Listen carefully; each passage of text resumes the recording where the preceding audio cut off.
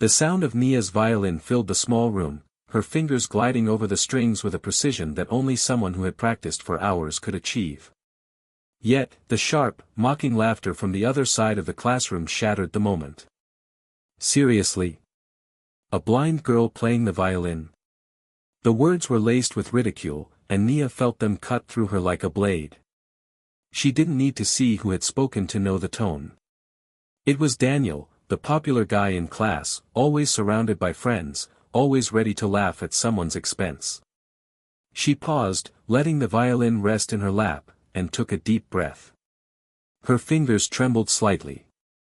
She could feel the vibrations of the instrument in her hands, the way the air seemed to change when she played, but none of that mattered now.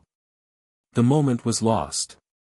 The laughter kept ringing in her ears, a reminder that no matter how hard she tried, there would always be someone there to remind her that she didn't belong. "Come on, Nia, it's not practical," Daniel continued, his voice dripping with false sympathy. "How do you even see the sheet music?" Nia didn't answer right away. She had heard this before. From classmates, from strangers, even from a few well-meaning relatives who didn't think she could make it. But Daniel's words stung more than usual today.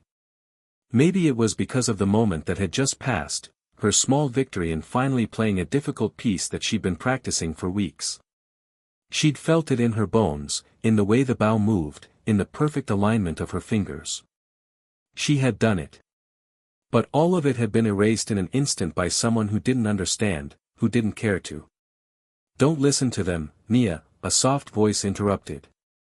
It was Marcus, her best friend since childhood, who had been sitting at the back of the classroom, his own work spread out on the desk in front of him. He didn't seem to care about the mockery, his eyes always focused on Nia, not the other students. He was her rock, her quiet supporter when everything else felt too loud. "Thanks, Marcus," Nia whispered, her lips curving into a faint smile. She tried to ignore the heat of humiliation creeping up her neck, focusing instead on the comforting warmth of Marcus's encouragement. He had always been there for her, even when the world wasn't. Daniel snorted. "Yeah, sure, Marcus. She can barely get through a single psalm without help. You really think she can make it in the real world with that kind of handicap?" The word hit Nia like a slap to the face. She tried to hide the hurt, but it was impossible. The word handicap wasn't just a label that Daniel slapped onto her. It was a reflection of what the world thought of her, someone limited, someone who could never achieve anything as grand as their dreams. The bell rang, signaling the end of the school day, but Nia couldn't bring herself to leave. She stared at the violin in her lap, feeling the weight of the wood beneath her fingers. There was a time, not so long ago, when she had believed that this violin, this one thing she loved more than anything, could take her somewhere. Somewhere beyond the endless mockery, beyond the restrictions others put on her because of her blindness. But now, that hope seemed like a distant dream, slipping through her fingers. "You should come home with me tonight," Marcus suggested, his voice quieter now, as if he understood the battle inside her. "We can work on the piece together. I know you can do it. You've always been able to do it." Nia looked at him, a mix of gratitude and frustration swirling inside her. She nodded slowly, trying to force a smile. "Yeah, I know. Thanks, Marcus."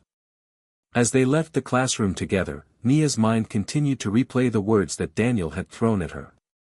His laughter echoed in her mind. She wished she could just forget it, but it felt like a weight that was impossible to shake off. What if he was right? What if she was just fooling herself? What if she really couldn't do it? But even as those thoughts swirled in her mind, a small voice, deep inside, fought to rise above the noise. "You're not fooling yourself. You're doing what no one else expects you to do, and you're doing it better than anyone could have imagined." Nia knew she couldn't let that voice be drowned out. Not now. Not ever. Her love for the violin was too strong, her dreams too big. She couldn't let Daniel's words define her future. The night passed in a blur of practice and determination. Marcus sat at the desk, his focus unwavering as Nia's bow danced across the strings. Her music filled the small apartment, the sound resonating through the walls. It was the only time she felt truly free, when her hands and mind were lost in the melody. "I can hear it," Marcus said suddenly, breaking the silence. "You've gotten so much better at this part. You're almost there." Nia paused, resting her violin in her lap, her fingers sore but content. She turned her head toward Marcus. "You really think so?" "I know so," he replied with a smile. "You're getting closer to something great. I can feel it." Nia bit her lip, the self-doubt creeping back into her thoughts. "But what if I'm just wasting my time, Marcus?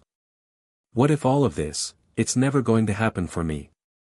Marcus turned his chair around to face her, his expression serious but kind. "Nia, listen to me. You're not wasting your time. You've never been. You've worked too hard for that." She looked down at the violin again, her fingers brushing over the strings. "But there's so much I can't do. So many things I'll never get to see, so many places I'll never go." "Nia," Marcus interrupted gently, "you don't have to see to play. You don't have to see to feel music. You don't have to see the world to experience it in ways no one else can. You're playing your way, and that's all that matters." Nia smiled, a small but real smile. It wasn't a fix-all kind of smile, but it was something. It was a promise to herself that she would keep fighting, even if the world didn't believe in her. Because she believed in herself, and that was all that mattered. As Nia closed her eyes and played the next few notes, her heart found a new rhythm. She might not have been able to see, but in this moment, her music told a story that no one could take from her. No one could mock her for that. Tomorrow, she would go back to school. And tomorrow, she would stand tall and proud, because the music was hers to play, and nobody could take that from her. Hit subscribe and leave a comment with where you're watching from. This story might just spark a new beginning. What's one thing that always pushes you forward, even when things get tough? The morning after the classroom incident, Nia's thoughts remained clouded.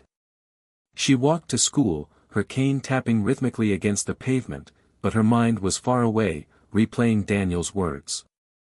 A blind girl playing the violin. The ridicule, the doubt, how could she escape it? When Nia arrived at school, the usual bustle seemed distant, as if she were watching it through a foggy window. The air smelled of fresh coffee and autumn leaves, but her heart felt heavy. She knew she had to push forward, her dreams were worth more than the whispers behind her back. But it was hard not to let them sink into her bones. As Nia navigated the hallways with her cane, she heard the familiar clinking of violin strings from a classroom ahead. It was Mr. Clark's music class, where students practiced for an upcoming recital. But this time, there was an unexpected twist. A famous violinist was scheduled to visit.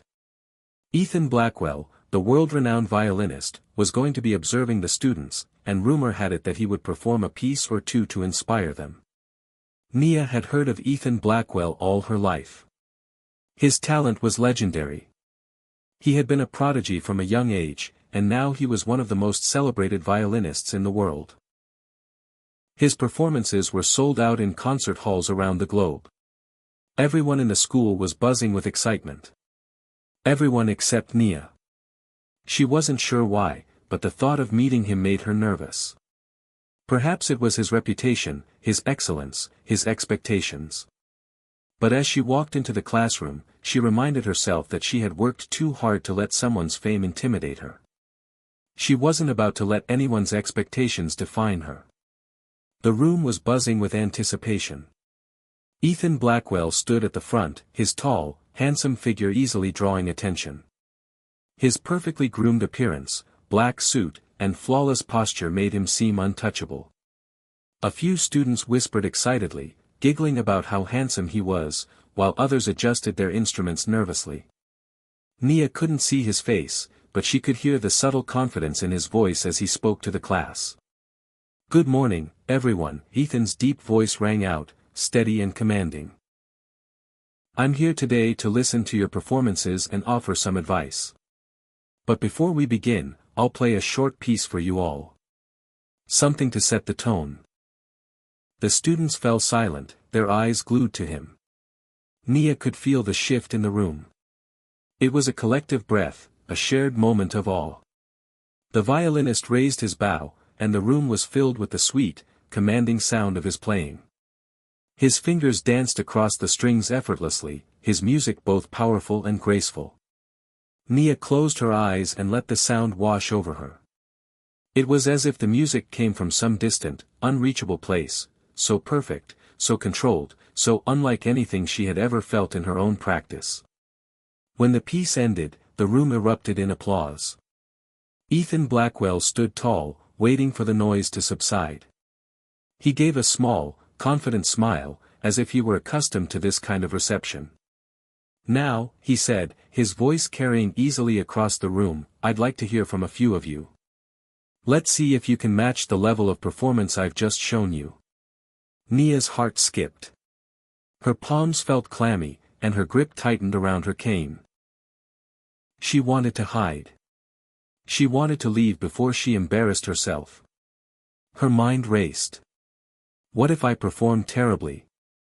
What if he laughs? Ethan turned toward the students, who were all eager to play, anxious to show their skills. He picked a student at random, Cameron, a boy who was known for his technical prowess but lacked much emotional depth in his playing.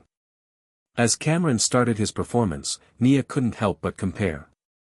Cameron's playing was clean, precise, but lacking the soul she often heard in her practice. He was impressive, yes, but not inspiring. When the piece ended, Ethan nodded approvingly but didn't say much. Instead, his gaze swept across the room. His eyes met Nia's. She froze. There was a brief silence. Ethan seemed to study her for a moment, a look of mild curiosity flickering across his face. Then, to her shock, he spoke. "And what about you?" Ethan asked, his voice laced with a hint of mockery. "You're the one sitting over there. I assume you play too?" The question was sharp. Cutting. Nia's face heated with embarrassment. The room quieted. She could hear the students whispering behind her, speculating about her ability to perform. Nia didn't need to see them to know what they were thinking. She had heard it all before. She was blind. How could she possibly play the violin? "I do," Nia answered softly, forcing her voice to remain steady. "I've been playing for years." Ethan raised an eyebrow, clearly unimpressed. "Interesting," he said, his tone cool. "And how do you manage without the ability to see the music or the notes? I assume you rely on your memory?" Nia's heart pounded in her chest. She could feel his gaze, cold and dismissive. It was as if he was already writing her off before she even had the chance to prove herself.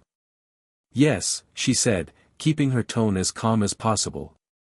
"I rely on my memory, and I've developed a strong sense of hearing." Ethan snorted lightly. "Well, that's certainly a unique approach. But I imagine it would make things quite difficult." He looked away, turning his attention to another student. "Anyway, we'll see how everyone else performs, I suppose." The words hit Nia like a slap. She could feel the tension in the air, the unspoken judgment from the students, and now, even Ethan Blackwell seemed to view her as a curiosity, someone who didn't belong in the same room as a true violinist. She wanted to shrink, to disappear into the background. But she couldn't. She wouldn't. Instead, she forced herself to sit up straighter, trying to ignore the burn of humiliation that lingered in her chest. This was just another moment to prove herself, another obstacle in her path that she would face head-on.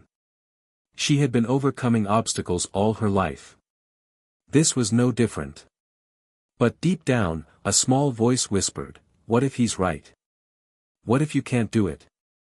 After the class ended, Nia walked out of the music room, the words from Ethan Blackwell replaying in her head like a never-ending loop. The harshness of his tone, the doubt in his eyes, they stayed with her, heavy and painful. Don't let him get to you, Marcus said as he caught up with her in the hallway, sensing her distress. He had been watching the whole scene from the back of the classroom. He's just an arrogant jerk. Nia nodded, though it didn't help. The sting still lingered.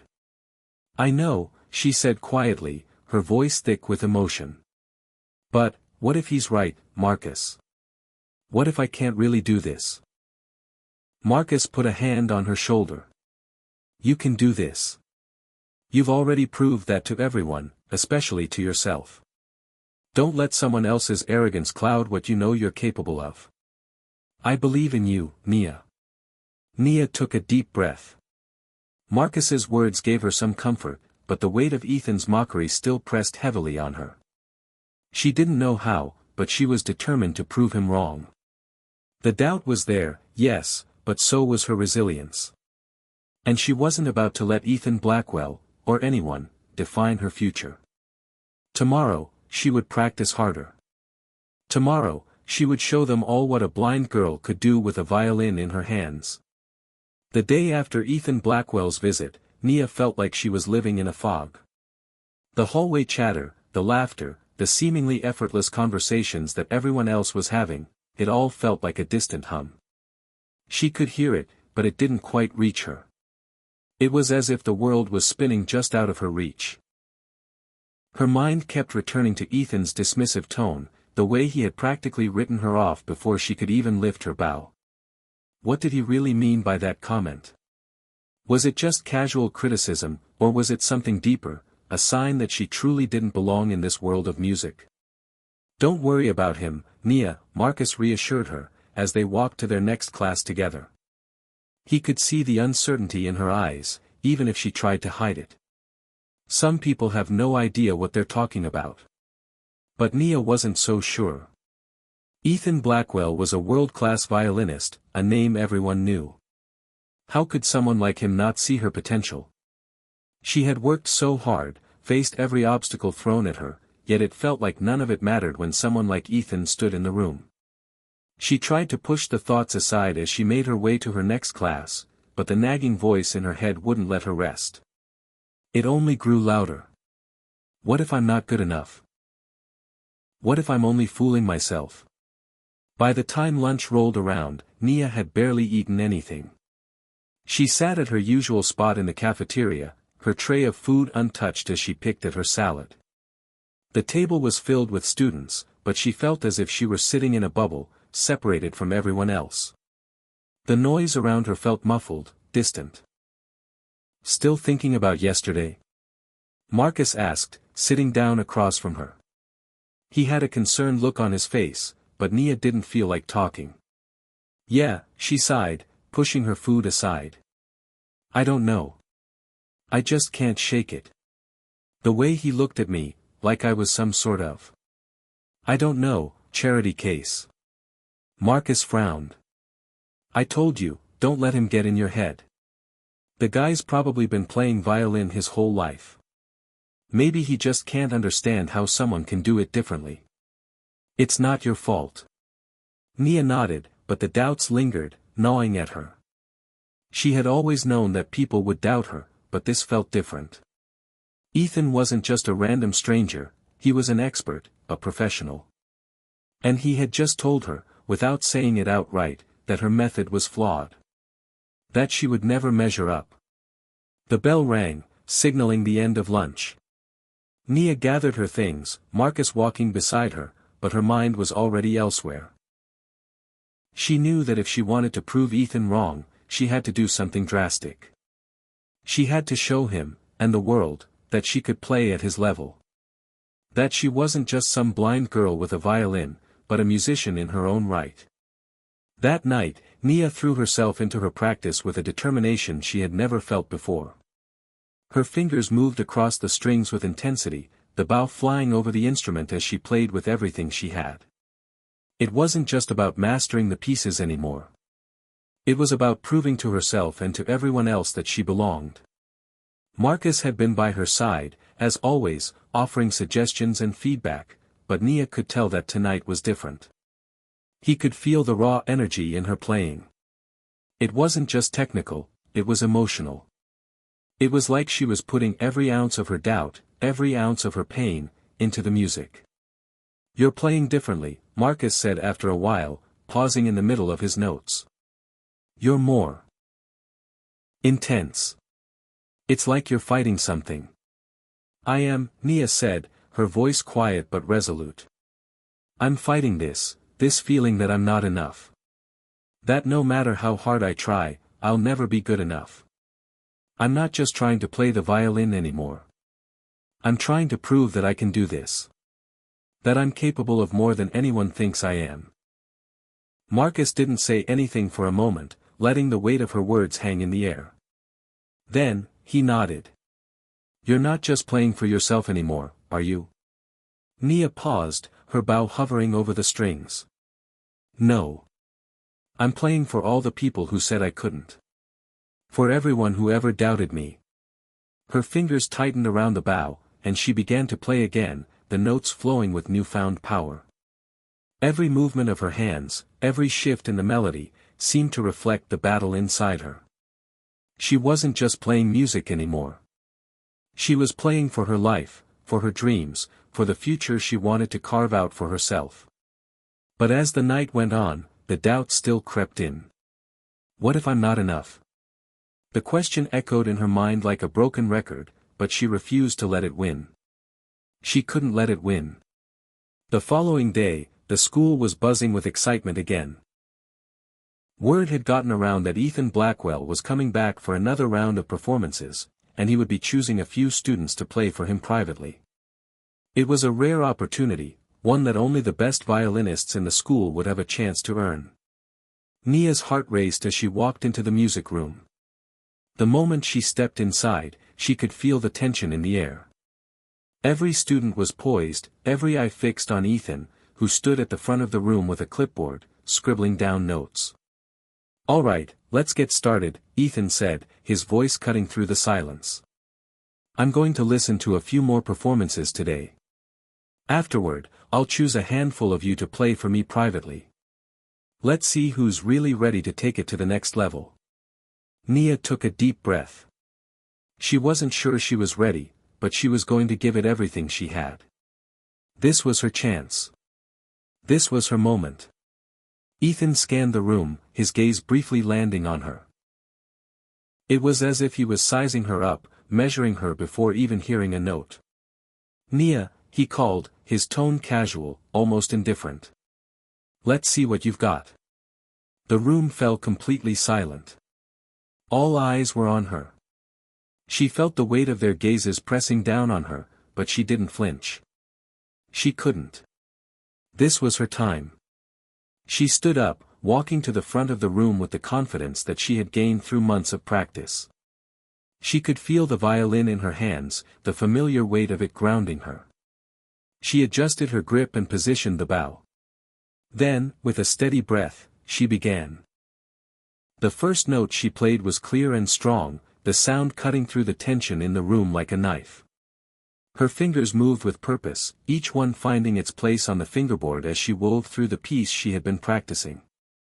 She felt the music inside her, let it guide her, and allowed herself to lose control. She played with everything she had, the doubts, the fears, the anger, all channeled into her music. By the time she finished, the room was silent. The students stared, some in shock, others in awe. Ethan Blackwell didn't immediately speak, which made Nia's stomach churn with nerves. Had she made a mistake? Had it been good enough? Finally, after what felt like an eternity, Ethan spoke. "Well," he said, his voice surprisingly softer than before, "that was unexpected." Nia's heart skipped. Unexpected? Was that good or bad? Ethan looked at her intently. "You have something special, Nia. It's raw, untamed, but there's power in it. You're not like the others." Nia's breath caught in her throat. This wasn't what she had expected. Ethan Blackwell, the world-renowned violinist, was acknowledging her. For a moment, it felt like the whole room had disappeared, and there was only her and the music. "Keep playing like that," Ethan continued, "and you might just have a future in this world. But you need discipline. Control. If you want to make it, you have to be better than what you just did. You're capable of greatness. Just remember that. For the first time in days, Nia felt a spark of hope ignite inside her. Maybe she wasn't just fooling herself after all. Nia stood there, still holding her violin, as Ethan Blackwell's words swirled around her mind. You have something special. The phrase echoed in her head, reverberating with more force than any critique he had thrown at her before. It was almost as if she couldn't believe it. Could Ethan Blackwell, the world-renowned violinist, actually see potential in me? For the first time in a long while, Nia felt a rush of pride. But it didn't last. The reality of the situation started to settle in. This was just the beginning. Ethan's approval meant something, but it wasn't enough. She would need to prove that she could not only hold her own but excel. And to do that, she had to confront the greatest obstacle of all, herself. She slowly lowered her violin, trying to keep her composure as the other students filed out of the room. Their whispers were faint, but she could feel their eyes on her. Some were impressed, some were skeptical. None of it mattered. It wasn't their opinions that Nia was fighting for, it was her own. Good job, Marcus said from the door, giving her a thumbs up. He'd been there, watching her play, and from the pride in his eyes, Nia could tell that her performance had made an impact. Thanks, Nia replied softly, managing a smile. I think I've got a lot to work on. Marcus stepped closer, lowering his voice. You've got what it takes, Nia. Don't let anyone tell you otherwise. She nodded, grateful for his words, though still unsure. Her mind buzzed with possibilities. What now? She wondered. What's the next step? The next few weeks were a blur of practice, lessons, and internal battles. Ethan had given her a challenge. To refine her technique, to bring more precision and discipline to her playing. She'd taken it to heart, practicing harder than she ever had before, working on the subtle details that would elevate her to the level she knew she could reach. But it wasn't easy. The more she worked, the more she realized how much she still had to learn. There were days when she felt like her progress was minimal, when she couldn't hit the right note or her bowing was uneven. The doubts would creep in, whispering that maybe Ethan was right all along, that she wasn't truly capable of greatness, that her blindness would always hold her back. During those moments, Nia often turned to Marcus for support. He was always there, listening when she needed to vent, offering encouragement when she felt like giving up. But even he couldn't always reassure her when the weight of the challenge felt unbearable. One afternoon, after another grueling practice session, Nia found herself sitting on the edge of the stage in the school's auditorium, staring at the empty seats in front of her. The silence was comforting and suffocating at the same time. Her violin rested in her lap, and for a moment, she simply listened to the stillness. You look like you've been fighting yourself, Marcus said, appearing beside her. He had a way of sensing her moods, knowing when she needed space or when she needed to talk. Nia exhaled deeply, shaking her head. I feel like I'm not getting anywhere. Every day I practice, and I don't feel like I'm improving. It's like I'm stuck in the same place. Marcus sat down next to her. You're not stuck, Nia. You're growing. It might not always feel like it, but the fact that you're still pushing, still practicing, means something. Look at how far you've come. You've proven to Ethan Blackwell, and to yourself, that you have talent. Now it's just about refining it, one step at a time. I know, she said softly. But sometimes, it feels like it's never going to be enough. Like I'm always going to be fighting for validation that I don't even need. Marcus chuckled. You don't need validation from anyone except yourself. And if you're pushing yourself, it's because you know you're capable of something incredible. Ethan might be an expert, but even he has to respect the fact that you're doing this your way. That's powerful. Nia smiled at that, grateful for Marcus's unwavering support. He always knew the right words to say, even when she felt lost. But still, the nagging doubt didn't disappear. She had a long way to go, and she knew it. Days turned into weeks, and with each passing one, Nia grew more determined. She spent hours every day refining her technique, learning new pieces, and pushing herself to be better than she had been the day before. But despite the hard work, there was a growing realization within her: no matter how much she practiced, there would always be a voice in her head questioning her worth, questioning whether she truly belonged in the world of music. It wasn't until one fateful afternoon, during a particularly difficult practice session, that Nia realized something important. She was practicing a piece by Bach, one that had always given her trouble, when she suddenly heard something different. For the first time, she felt the music in a way she hadn't before. She could hear the subtle nuances in the melody, the way the notes shifted and morphed, the emotional weight behind every passage. Her fingers, which had felt clumsy and unsure for weeks, now seemed to move with ease, guided by the music itself. It was as if the barrier she had been fighting against, her blindness, her self-doubt, had fallen away. For the first time, she wasn't thinking about what she couldn't do. She was simply playing, and in that moment, she felt the full power of her music. Tears welled up in Nia's eyes as she finished the piece. It wasn't perfect, but it was real. It was hers. And that, she realized, was all that mattered. The next day, Ethan Blackwell returned for his final round of private performances. Nia knew that this would be the moment that would either make or break her. She walked into the music room with a renewed sense of purpose. Ethan was there, as poised and professional as ever, sitting in his chair with his arms crossed, waiting for the students to perform. Nia had practiced, yes, but she also knew that this time, she wasn't just playing for validation. She was playing for herself.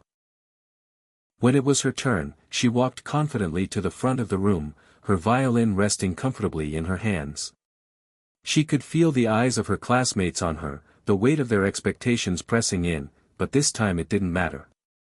This time, she was ready. Ethan looked up, his eyes meeting hers, and for a moment, there was a flicker of something in his gaze, curiosity, maybe even respect. She took a deep breath and began to play. Every note was clear, every passage full of emotion. She poured everything she had into the music, letting it carry her through the piece. The sound of her violin filled the room, warm and full of life, and for the first time, she didn't worry about what Ethan thought.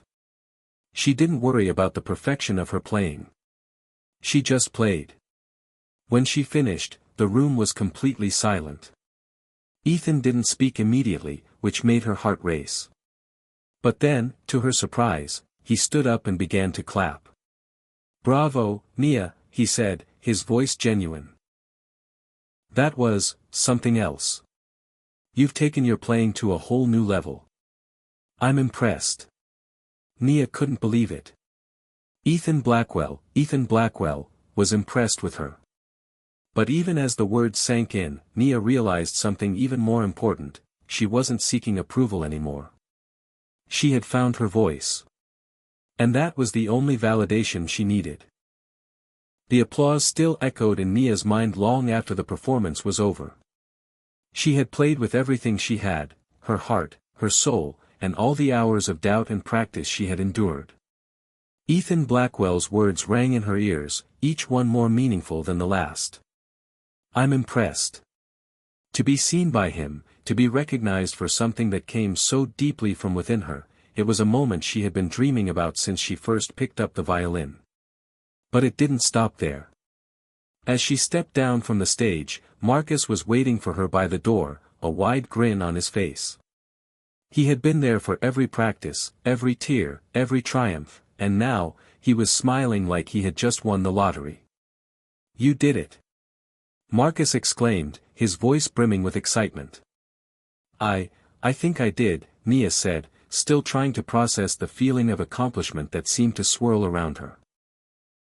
It felt surreal, as though she had stepped into a different world where everything she had worked for had somehow paid off. "I actually did it." Marcus slapped her on the back, almost knocking her off balance. "You did more than that. You played your heart out." Ethan was clearly impressed, and you know that guy doesn't hand out compliments unless they're earned. Nia laughed, shaking her head. I'm still trying to wrap my head around the fact that he said that to me. That was more than I ever expected. But, what now? I mean, Ethan just said I've got potential, but what does that even mean? Hey, it means you're on the map now, Marcus said, his voice serious but encouraging. Look, this could be your ticket to something bigger. You've got the talent, the drive, and now you've got the attention of the right people. There's a world out there waiting for you, Nia. And you've got a seat at the table now. Nia stared at him, a mixture of doubt and excitement clouding her thoughts. Do you really think that? I mean, it feels like a dream. Marcus grinned. You know I wouldn't lie to you.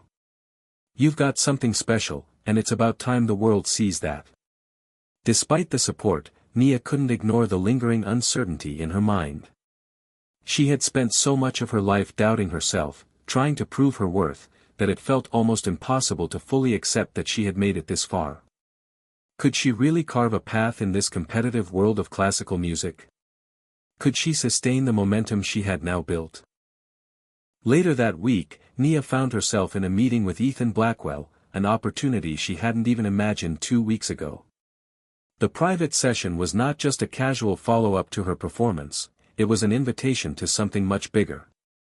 She sat in a comfortable chair across from him, the soft hum of the music school around them. The nerves in her stomach twisted, but she tried to stay calm, reminding herself that she belonged in this space. Ethan looked up from his notes, his expression thoughtful. Nia, you've impressed me. You've got a rare talent, and I can see that you're dedicated. But I think it's time you step up your game. This industry doesn't wait for anyone. Nia swallowed hard. What do you mean, exactly? How do I step up? Ethan leaned back in his chair, his eyes narrowing slightly as he appraised her. You're playing with passion, but you need to bring more technique, more precision. You're playing from the heart, and that's wonderful, but you need to combine that with the control that comes from years of discipline. That's where you're falling short. Nia's hands tightened around the arms of her chair. The way he spoke was blunt, but it wasn't unkind. Ethan Blackwell was offering her the kind of feedback she had been craving, truth, not just praise. She could handle that. I understand, Nia said, nodding. I've been practicing hard, but I guess I need to refine the details. Ethan smiled slightly. That's right. The big moments, the dramatic swells of the music, they're great. But it's the small moments, the subtleties, that will make your performances truly shine. I want to help you get there. I'm offering to mentor you, Nia. But it's going to take everything you've got. Her breath caught in her throat. Mentor? Me? For a moment, she felt the weight of the offer. It was the kind of opportunity that so many aspiring musicians only dreamt of. Ethan Blackwell, one of the best violinists in the world, was offering to guide her. But with the excitement came the weight of responsibility.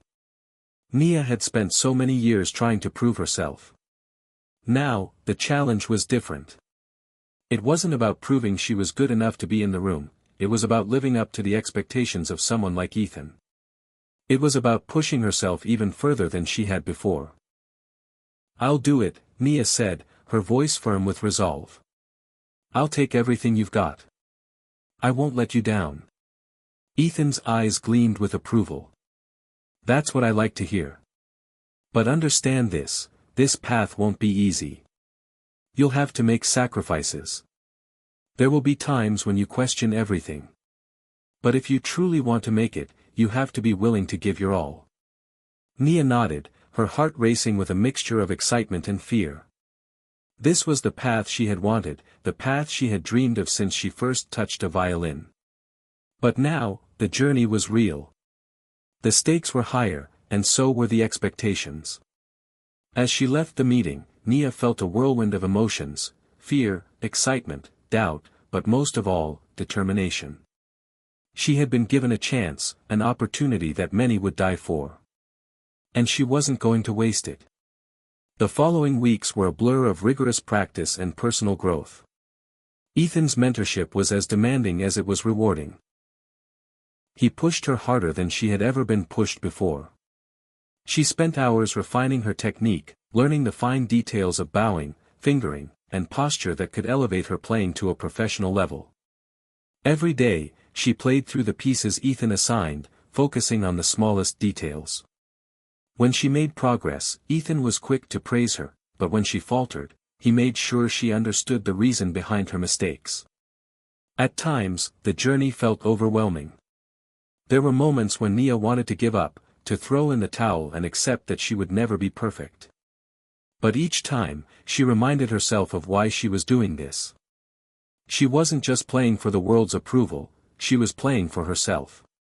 To prove that she belonged. To show that no matter the obstacles, she could rise above. It was in the middle of this intense period of growth that Nia began to realize something even deeper. Ethan's mentorship wasn't just about technique. It was about something more profound. He wasn't just shaping her as a musician, he was shaping her as a person. The lessons she learned in the practice room, the perseverance, the resilience, the courage to push through failure, were spilling over into her life outside of music. She was no longer just Nia, the blind girl with a violin. She was Nia, a musician in her own right, with a future she was determined to build. But the road ahead was still long. And Nia knew she wasn't done fighting yet. The days blurred into one another, each filled with practice, discipline, and an unrelenting push toward perfection. Nia's routine had become a mix of long hours at the violin, endless repetition of complicated pieces, and moments of doubt that still crept in, no matter how hard she tried to silence them. Ethan's mentorship had given her direction, but the path to mastery was far from easy. One chilly Thursday afternoon, as Nia walked into the practice room, she could feel the weight of exhaustion in her bones. She had been pushing herself harder than ever, practicing for hours, revisiting every piece Ethan had assigned, analyzing every shift in her technique. It was all part of the journey, but the more she played, the more she realized that the closer she got to perfection, the farther away it seemed. Each note she played felt like a drop in an ocean of music, a never-ending pursuit of something just beyond her reach. Her phone buzzed on the side of the room. Nia picked it up, only to see a message from her mom. "Hey, Nia, are you coming home this weekend? Your aunt's in town. We miss you." Nia's heart tightened as she read the words. It had been weeks since she'd last been home. The demands of her training had left her with little time for anything else, and as much as she missed her family, she knew that her future was at stake. But the truth was, her isolation was starting to take its toll.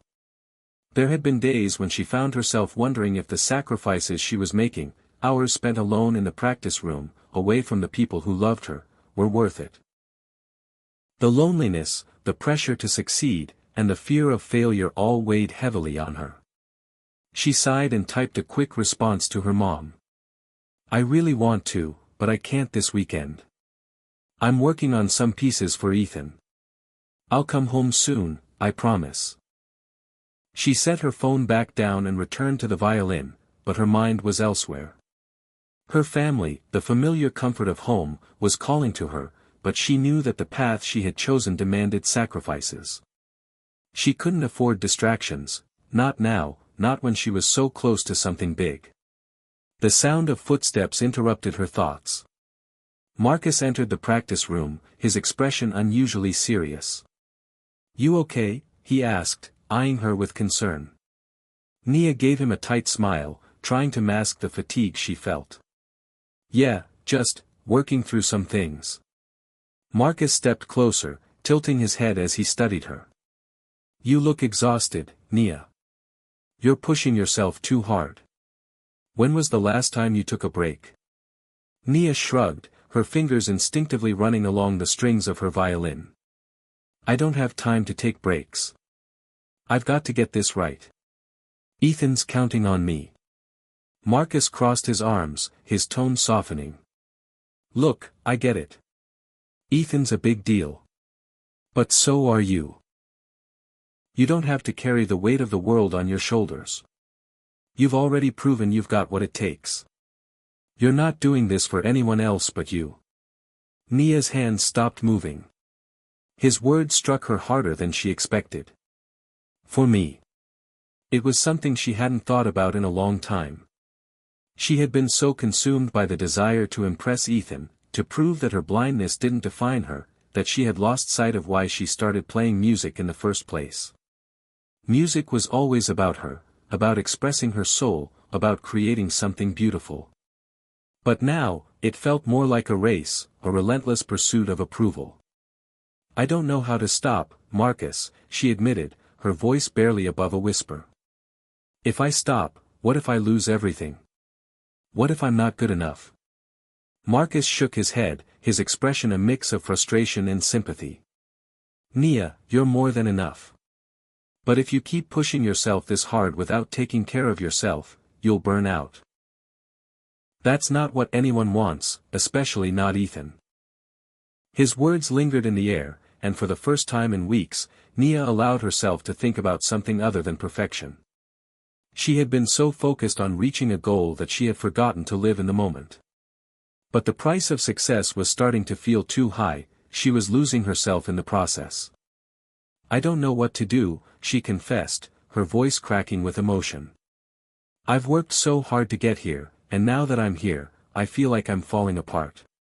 Marcus walked over and placed a hand on her shoulder, a rare gesture of comfort. You don't have to do this alone. We're all in this together, Nia. You don't have to prove anything to anyone. Just keep playing for you. Nia took a deep breath and nodded, the weight on her shoulders feeling a little lighter. She wasn't sure how to balance everything, but she knew one thing for certain, she couldn't do it alone. She needed to trust the people who believed in her, the ones who had been there for her through every moment of doubt and uncertainty. Maybe, just maybe, it was time to remember who she was outside of the music. The next morning, Nia decided to take Marcus's advice to heart. She allowed herself a break, something she hadn't done in a long time. She called her mom, told her she'd be home for the weekend, and packed a bag to head back to her childhood home.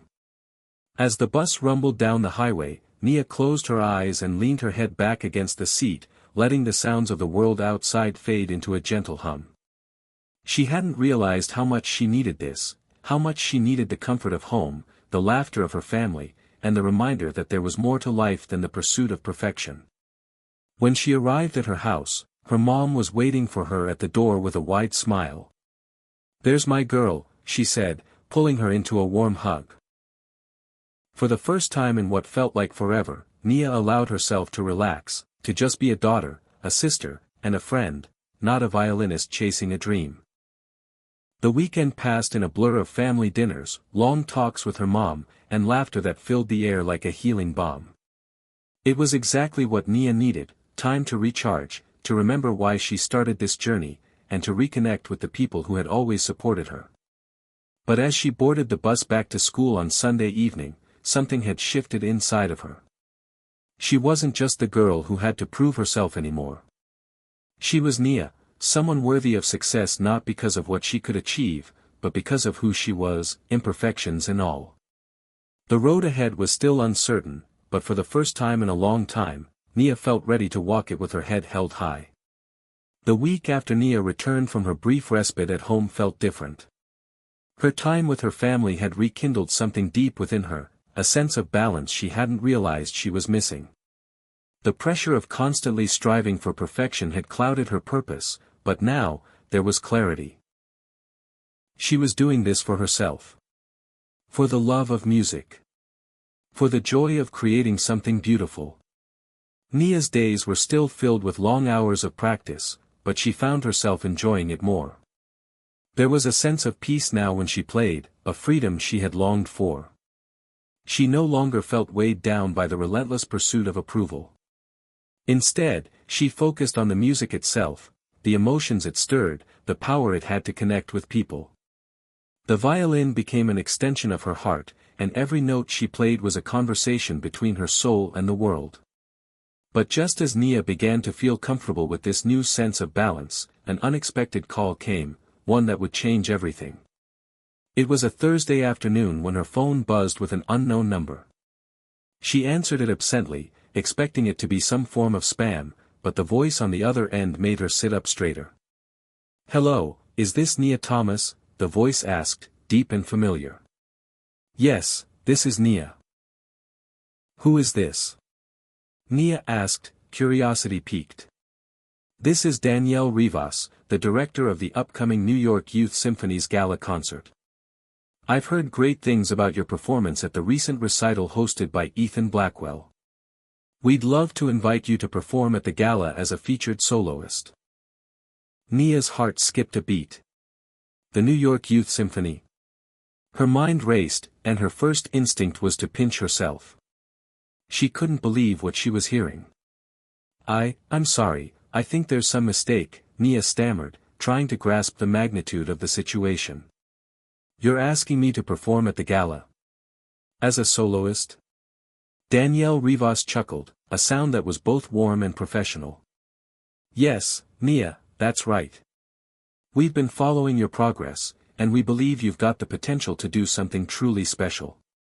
We'd be honored to have you perform. What do you think?" Nia's hands trembled slightly as she gripped her phone. She couldn't believe it. A soloist at the New York Youth Symphony Gala. This was the kind of opportunity most young musicians dreamed of. It was a chance to showcase her talent on a major stage, to reach an audience that could change the course of her career. She took a deep breath, trying to steady her racing heart. I would be honored. Thank you for the opportunity. I'd love to perform." There was a pause on the other end of the line, and Nia could almost feel the smile through the phone. "Great. We'll send over all the details and music for you to review. The concert will take place in 2 months. I trust you'll be ready." Nia's mind was still reeling, but she nodded as if Danielle could see her. "I'll be ready." After hanging up, Nia sat frozen in place for a few moments, the weight of the call settling in. This was the moment she had been waiting for, the moment that could catapult her into the professional world of classical music. But with that came the pressure. She knew the stakes. She had always known that her blindness could be a barrier to acceptance in such a competitive field. Now, with an opportunity like this, the stakes were higher than ever. She had to prove that she belonged. The first few days after the call were a whirlwind of preparation. Nia received the sheet music for the pieces she was to perform, along with the details of the gala and the rehearsals. The symphony would be composed of some of the finest young musicians in the world, and Nia would be performing as their soloist. The thought of it was exhilarating, but it also brought a flood of insecurities. Was she ready? Could she really pull it off? Ethan, who had heard about the opportunity, was both excited and supportive.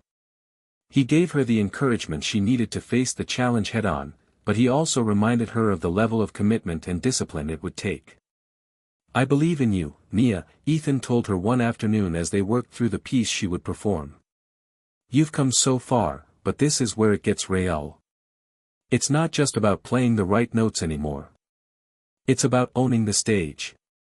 You're not just the blind girl playing the violin. You're Nia Thomas, a musician with something unique to say." His words stuck with her. For so long, she had been afraid that her blindness would define her, that people would see her as someone who was merely overcoming obstacles instead of someone with actual talent. But now, with Ethan's support and the incredible opportunity in front of her, she began to see herself differently. She wasn't defined by her blindness, she was defined by the music she created. As the days leading up to the gala passed, Nia immersed herself in her practice. There were moments of doubt, of course. The nerves that always crept in before a big performance were more intense this time. She would rehearse in the practice room, feeling the tension in her shoulders, the flutter of anxiety in her chest. But each time, she reminded herself of why she was doing this. This was her moment. One afternoon, just a week before the gala, Marcus came by to check on her. "You ready for the big day?" he asked, leaning against the doorframe of her practice room. Nia looked up from the violin, wiping a strand of hair from her forehead. I'm nervous. I don't know if I'm ready. Marcus walked in, taking a seat beside her. You're more than ready, Nia. You've been working your whole life for this. And you're not alone, you've got people who believe in you. Don't forget that. Nia smiled, feeling a warmth spread through her chest. Marcus had always been there for her, supporting her even when the world seemed like it was against her. She was starting to understand that success wasn't just about talent. It was about the people you surrounded yourself with, the ones who believed in you even when you didn't believe in yourself. I'll do my best, she said quietly. Don't worry about being perfect, Marcus said, grinning. Just play like you always do, like it's the only thing that matters. And so, she would. The night of the gala arrived, and Nia stood backstage, her heart racing as the orchestra prepared for their performance. She could hear the excited chatter of the musicians, the final adjustments being made to the instruments, and the soft murmur of the audience as they filled the auditorium. She was on the brink of something incredible, but the weight of the moment threatened to crush her. This was her moment to prove to the world that she belonged here, that she had something to say with her music. There would be no turning back. When the lights dimmed, and the audience hushed, Nia walked out onto the stage, her violin in hand. The moment was hers. The applause, the nerves, the expectation, all of it was part of the journey. But she had come too far to be afraid now. She took a deep breath, placed her bow to the strings, and began to play. The first few notes flowed effortlessly from Nia's violin as the orchestra began to swell behind her. Her hands, though trembling ever so slightly, moved with precision. She could feel the energy of the stage, the atmosphere vibrating with the pulse of anticipation. The audience was still, their eyes fixed on her, but Nia didn't let herself be distracted by their gaze. She closed her eyes and let the music surround her, becoming one with the rhythm. The first movement of the concerto was one she had practiced countless times. The tension in the opening sequence was familiar, and she let it build inside her, a reflection of the tension that had been growing in her own heart since she received the invitation. She was no longer just Nia Thomas, the blind girl who had to work harder than anyone else to prove she belonged. Now, she was Nia Thomas, the violinist, creating something beautiful from within, a voice that transcended her blindness, her struggles, her insecurities. With every note, the weight of her doubts seemed to fade away. She had made it here. She had earned this moment. The rest of the world didn't matter. This was her time. The orchestra played in harmony with her, their sound a perfect blend of the collective and the individual. The violins, cellos, and brass swirled around her as the movement built to a crescendo. Nia felt the tension in her body release, allowing herself to soar with the sound, her bow dancing over the strings with the kind of passion she had always dreamed of. As she approached the second movement, her heart rate quickened. This was the part of the piece that truly showcased her abilities, the part where she could show the world her soul. It was a slow, melodic section, and it required every ounce of vulnerability she had. She had to let go of the perfection she had spent her entire life chasing and simply allow the music to speak for her. The audience sat in rapt attention as Nia poured her heart into every note, and for the first time, she realized something that shifted everything. The audience wasn't just watching her, they were feeling her music. The sound of the violin echoed through the hall, reaching into the hearts of the listeners. Nia could sense their response, the way their breath seemed to catch in the quiet moments of the music, how they leaned in with bated breath as she navigated the complex phrases. She was connecting with them, not through her blindness or her struggle, but through her art. She wasn't just playing the violin, she was telling a story, and the world was listening. As she finished the second movement and moved into the final section, a surge of adrenaline pushed her forward. The orchestra built to a thunderous finale, and Nia's fingers flew over the strings. The notes were fast, sharp, and demanding, but they felt like freedom. The excitement and the challenge of it all swept her away. The final chords rang out, the music building to its peak, and then, in an instant, everything fell silent. The silence was deafening.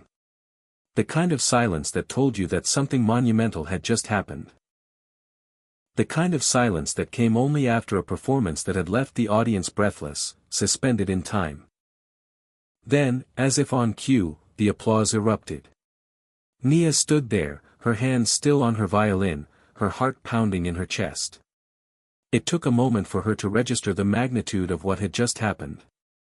The applause wasn't just polite, it was an outpouring of admiration and respect. People were on their feet, clapping and cheering, and she could hear their shouts of praise, each one more overwhelming than the last. Nia's eyes welled with tears. Not out of sadness, but out of something much deeper, gratitude, relief, and the overwhelming realization that she had done it. She had stood on that stage, had faced the fear and the pressure, and had poured every part of herself into her performance. And it had been enough. The orchestra members gathered around her, congratulating her, but Nia hardly heard them. She was still in a daze, her senses still buzzing from the energy of the performance. Ethan, who had been sitting in the front row, stood and made his way to the stage, his face lit with pride. "You did it, Nia," he said, his voice filled with admiration. "I did it," Nia repeated, as though she still couldn't quite believe it. She felt her knees tremble as if the enormity of the moment had finally caught up with her. Backstage, after the performance, Nia was enveloped in a whirlwind of congratulations. The director, Danielle Rivas, came over to her with a beaming smile. "Fantastic, Nia. You were incredible," Danielle said, giving her a warm hug. "You brought something to this performance that can't be taught, your heart. That's what made it so special." Nia smiled, a wave of humility washing over her. "Thank you. It means so much to hear that." Marcus appeared in the doorway, his eyes wide with pride. "I told you. You were amazing. No one could have predicted that. You were perfect." Nia laughed, the exhaustion of the performance finally catching up with her. "I'm glad I didn't mess up." "You didn't mess up at all," Marcus said, grinning. "It was flawless." Just then, Nia spotted her mom in the crowd outside the backstage area. She had made the trip to New York for the performance, and she waved at Nia with tears in her eyes. Nia's heart swelled as she made her way over to her mom, who pulled her into a tight hug. "You were beautiful, Nia," her mom whispered. "I knew you could do it." "I did it, Mom. I really did it," Nia said, her voice thick with emotion. "It's real. It's all real." Her mom pulled back, holding her at arm's length and smiling through her tears. "This is just the beginning. You're going to change the world, Nia. One note at a time." As the evening wore on and the celebration continued, Nia reflected on what she had just experienced. The exhilaration of the performance, the applause, the praise, it was all wonderful. But deeper than that, there was a feeling of peace. She had finally found her place. Not as the blind girl who had to fight twice as hard for recognition, but as Nia, the musician, the artist, the storyteller. She wasn't defined by her blindness. She wasn't defined by her struggles. She was defined by the music she created, the emotions she evoked, and the way she connected with people on a deeper level than she had ever imagined. As the night came to a close, Nia realized something important. The journey she had been on, full of doubts, fears, and struggles, wasn't just about reaching the final stage. It was about what she learned along the way. It was about finding strength when it seemed like there was none left. It was about trusting herself, her talent, and her heart. Nia Thomas had just played the performance of a lifetime. But more importantly, she had finally stepped into who she was always meant to be. And this was just the beginning. The night of the gala was a blur of flashing lights, kind words, and new faces. But as Nia lay in bed later that evening, staring at the ceiling, the reality of what she had just accomplished began to sink in. She had played the performance of a lifetime, and now she had to live with the aftermath, the new expectations, the rising spotlight, and the pressure of what came next. Her phone buzzed on the nightstand, the familiar ringtone of her manager, Thomas, interrupting her thoughts. He had been with her since the beginning of her professional career, always quick with a word of advice, always there to help her navigate the dizzying world of classical music. She picked it up. "Nia, you did it. You were incredible tonight." Thomas's voice was filled with excitement, but Nia could hear a hint of something else beneath his enthusiasm. "The reviews are already coming in, and they're praising you like crazy. The New York Times is calling it a breakout performance." Nia smiled softly, the words settling over her like a warm blanket. Breakout performance. It was more than she could have dreamed. But there was something in Thomas's voice that hinted at more, something beyond praise. "Thanks, Thomas. It feels surreal, honestly. But what's going on? You sound like there's something else you need to tell me," she asked, her curiosity piqued. Thomas sighed, and Nia could sense the weight behind it. "Look, Nia, this is big. We've been talking with a few agencies, and they're all interested in signing you. Your performance tonight put you on the map.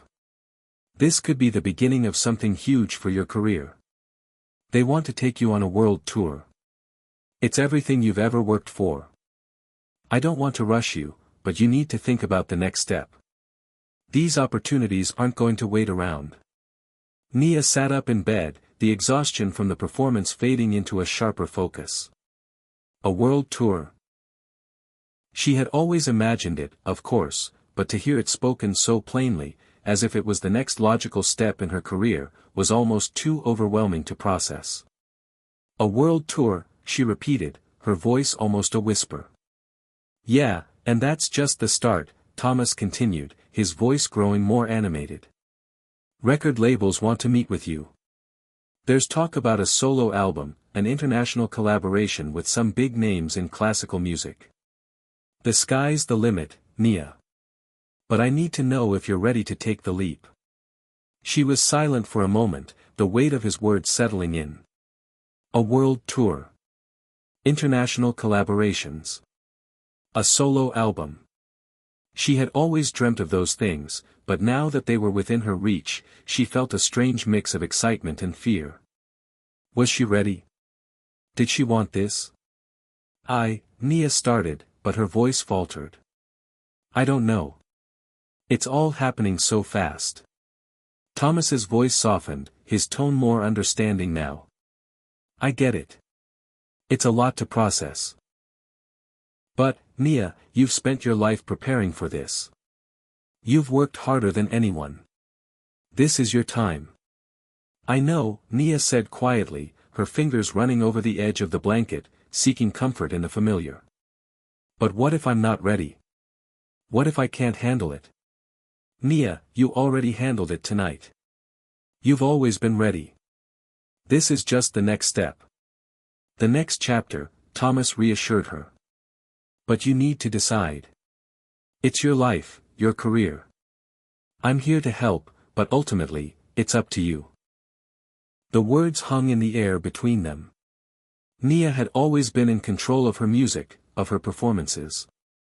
But now, for the first time, she realized she was facing something bigger than just perfecting a piece.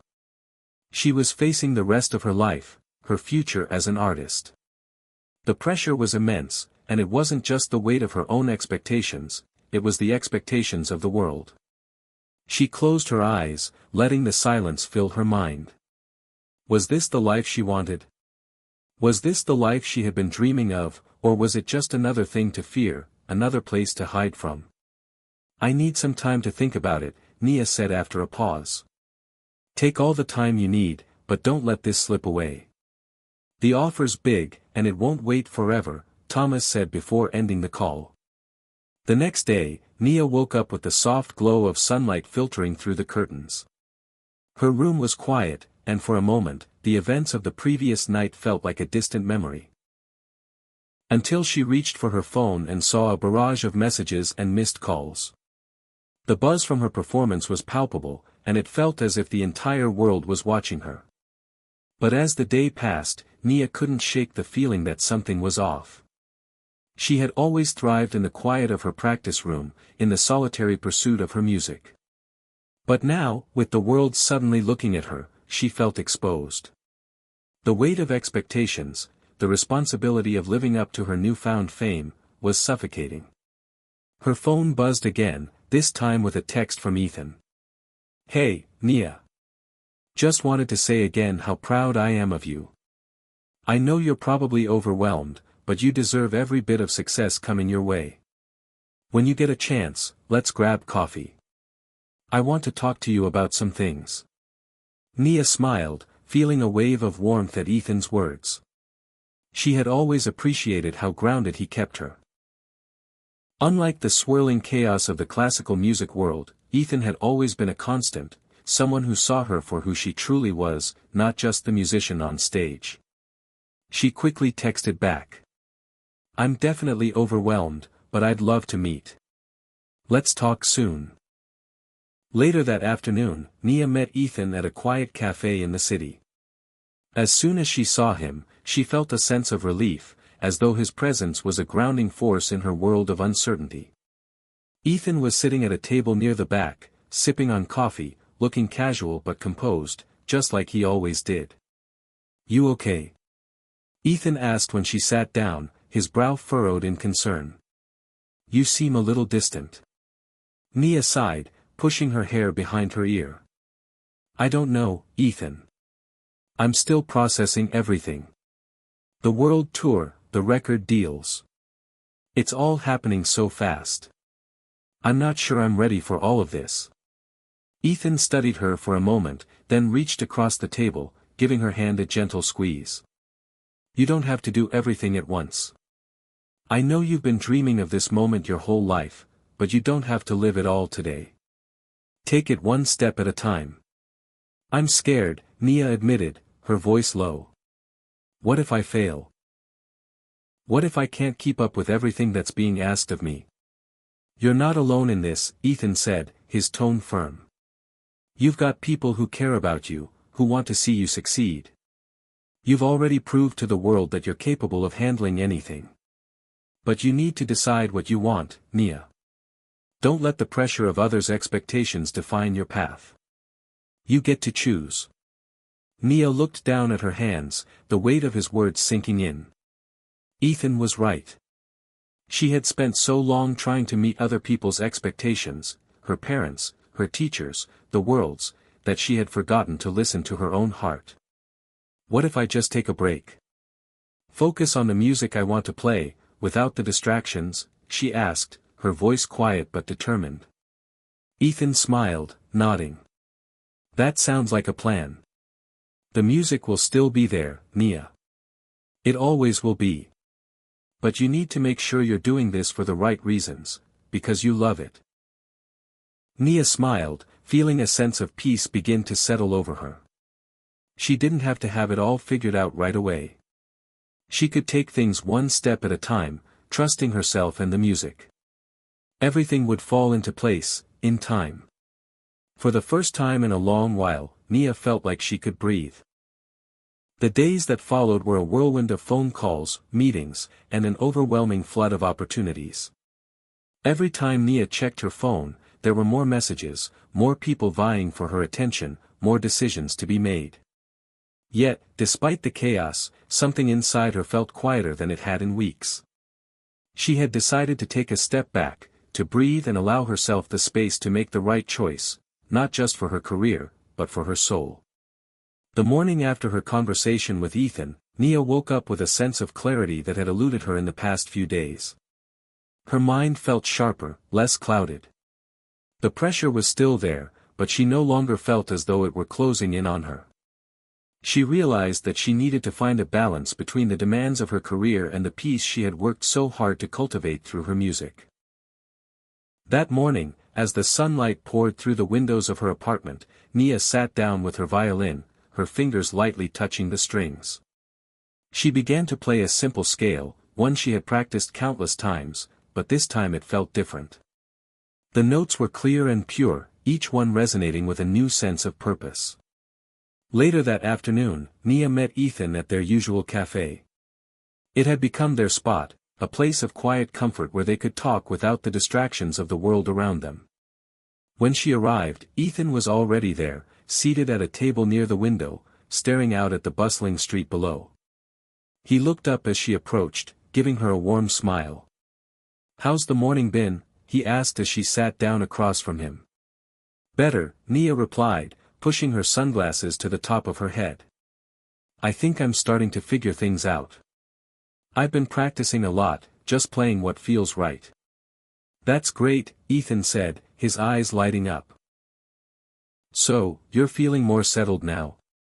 "Yeah," Nia said, nodding slowly. "I'm learning to take things at my own pace. I don't need to rush into anything. The world can wait." Ethan's smile softened, his gaze filled with admiration. "I'm really proud of you, Nia. That's exactly what I've been hoping you'd realize. You don't have to do everything all at once. You don't have to prove anything to anyone. You just need to be true to yourself." Nia felt her chest tighten with emotion. For so long, she had been caught up in trying to prove that she was capable, that she was deserving. She had pushed herself beyond her limits, wanting to show the world that a blind girl could succeed in a field as competitive as classical music. But in the process, she had almost lost sight of why she started playing the violin in the first place. "I've been thinking," she said, her voice thoughtful. "I'm not sure about the world tour or the album. It's all exciting, but it feels like too much too soon. I need to slow down, take time for myself, and play for the joy of it again, not just for the accolades or the spotlight." Ethan nodded in understanding. "I get it. It's easy to get caught up in the whirlwind of success, especially when you've worked so hard to get here. But your music, it's always been about more than just performing. It's about telling your story, expressing yourself. If you lose sight of that, you lose the magic." Nia smiled, feeling a sense of peace settle over her. She had spent so many years chasing external validation, but the truth was that the most important validation came from within. As much as the world's praise was intoxicating, it couldn't compare to the fulfillment she found in creating music that resonated with her own soul. "I think I'm ready to focus on that," Nia said, her eyes meeting Ethan's. "I want to explore my own sound, my own voice. I want to create music that feels like mine, not just what others expect of me. I've spent so long trying to meet the expectations of others that I've forgotten to listen to myself." "That sounds like the right choice," Ethan said gently, his voice steady. "And remember, you don't have to decide everything today. Take your time. The world isn't going anywhere. But your happiness, that's what matters most." Over the next few weeks, Nia dedicated herself to her music in a way she hadn't before. She stopped worrying about the record labels, the tour, or the public expectations. Instead, she poured her heart into creating a new piece, one that spoke to her in a way nothing else had. She didn't care whether it would become a hit or if anyone would even hear it. It was for her, an expression of her journey, her growth, and the quiet strength she had discovered within herself. During this time, her connection to the music deepened. She spent hours each day in the practice room, experimenting with new techniques and playing from the heart. She rediscovered her love for improvisation, allowing the violin to lead her rather than adhering strictly to a score. Nia also began composing again, something she hadn't done in years. At first, the process was slow, she wasn't sure where to start or how to bring her feelings into music. But with each passing day, the melodies began to flow more freely. There was something cathartic about putting her emotions into a piece of music, especially when she wasn't worried about what others would think. She was creating for herself, and that felt like true freedom. One afternoon, as Nia was working on a new composition, she received a call from her manager, Thomas. His voice was as enthusiastic as ever, but Nia wasn't sure she was ready for what he had to say. "Nia," Thomas said, his voice full of energy, "I've been talking with a few of the agencies, and they've come back with an incredible offer. A tour. A smaller one this time, just a few select cities. It's a more intimate kind of tour, focusing on the artistry of the performance rather than the spectacle. They want you to headline. Nia hesitated, unsure of what to say. Her heart raced, but she didn't feel the same sense of urgency that she had before. She had found a new kind of peace, one that didn't require constant validation from the world. "I appreciate it, Thomas," Nia said, her voice calm and clear, "but I'm not ready for a big tour right now. I want to take some time to focus on my music, on creating something that speaks to me, not just what people want to hear."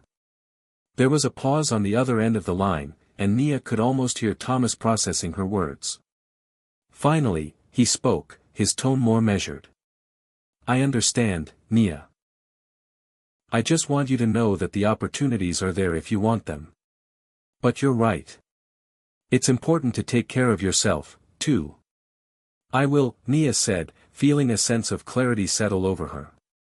"Thanks for understanding." As the weeks went by, Nia's focus remained on her music. She performed at smaller venues, places where the audience came for the music, not the fame. She began to write more, and slowly, her compositions began to take shape. There was no pressure to meet deadlines, no worry about what the critics would say. It was just her and the violin, creating something beautiful, just for the sake of it.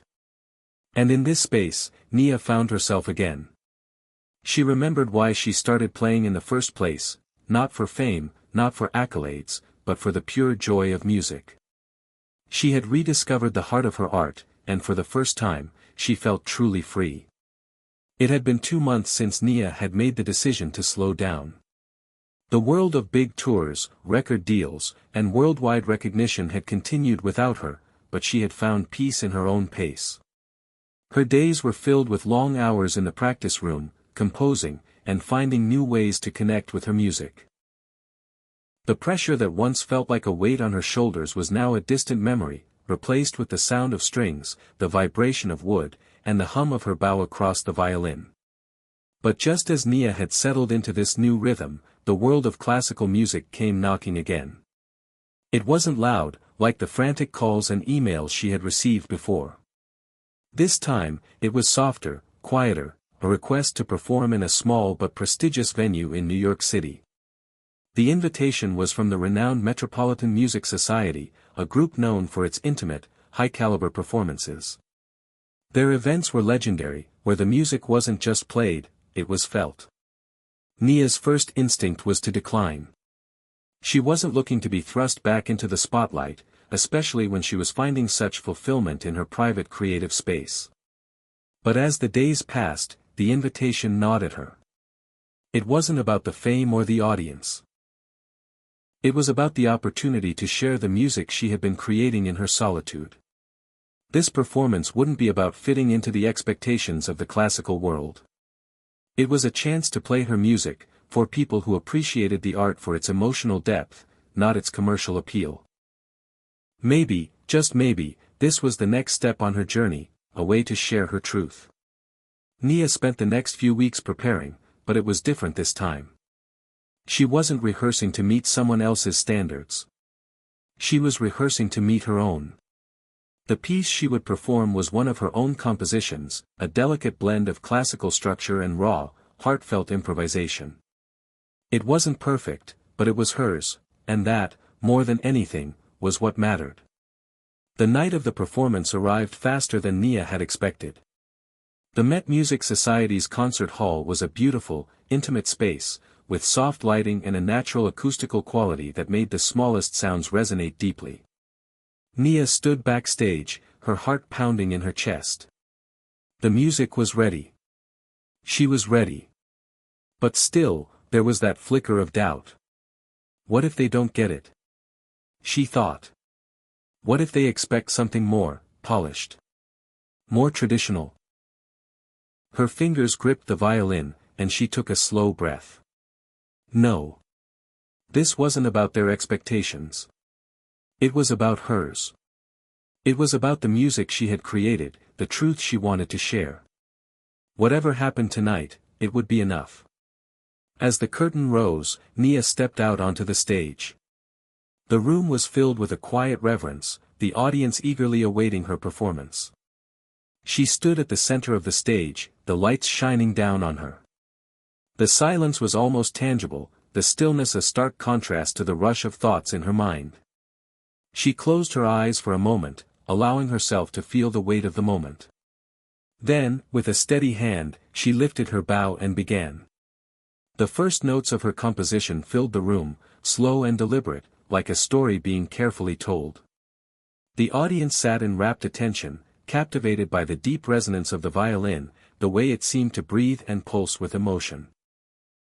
As she played, Nia felt the connection between herself and the music, the same connection she had rediscovered in her time away from the world's expectations. It wasn't about perfection. It was about expression. It was about the feeling behind every note. The audience could feel it too, her rawness, her vulnerability, and it wrapped them in a shared experience, one that transcended technical mastery. As the piece reached its emotional climax, Nia poured everything she had into the violin, every ounce of emotion she had been holding inside. It was the kind of performance that wasn't just heard, it was felt in every corner of the room, in every heart. The music was both personal and universal, capturing the very essence of her journey, the struggles, the victories, the doubts, and the triumphs. When the final note rang out, the room was still. It was as if the world had paused, holding its breath. Then, as if on cue, the audience erupted into applause, loud, sustained, and filled with genuine admiration. Nia stood there for a moment, breathless, the echo of the final note still vibrating in the air. She had done it. She had shared her soul, and in return, the audience had embraced it. After the performance, Nia was flooded with congratulations and compliments. But amid all the praise, there was a single moment she would remember most, the look in the eyes of the audience members. They hadn't just seen her as a blind girl playing the violin. They had seen an artist. They had seen a musician who had poured everything she had into her art, who wasn't afraid to be vulnerable. As she made her way backstage, she was greeted by Thomas, who was grinning from ear to ear. "You were incredible, Nia. Absolutely incredible. The reviews are already pouring in, and they're all raving about your performance. The world's taking notice." Nia felt a wave of gratitude wash over her, but she didn't let herself get caught up in it. She had learned too much to let her worth be defined by external validation.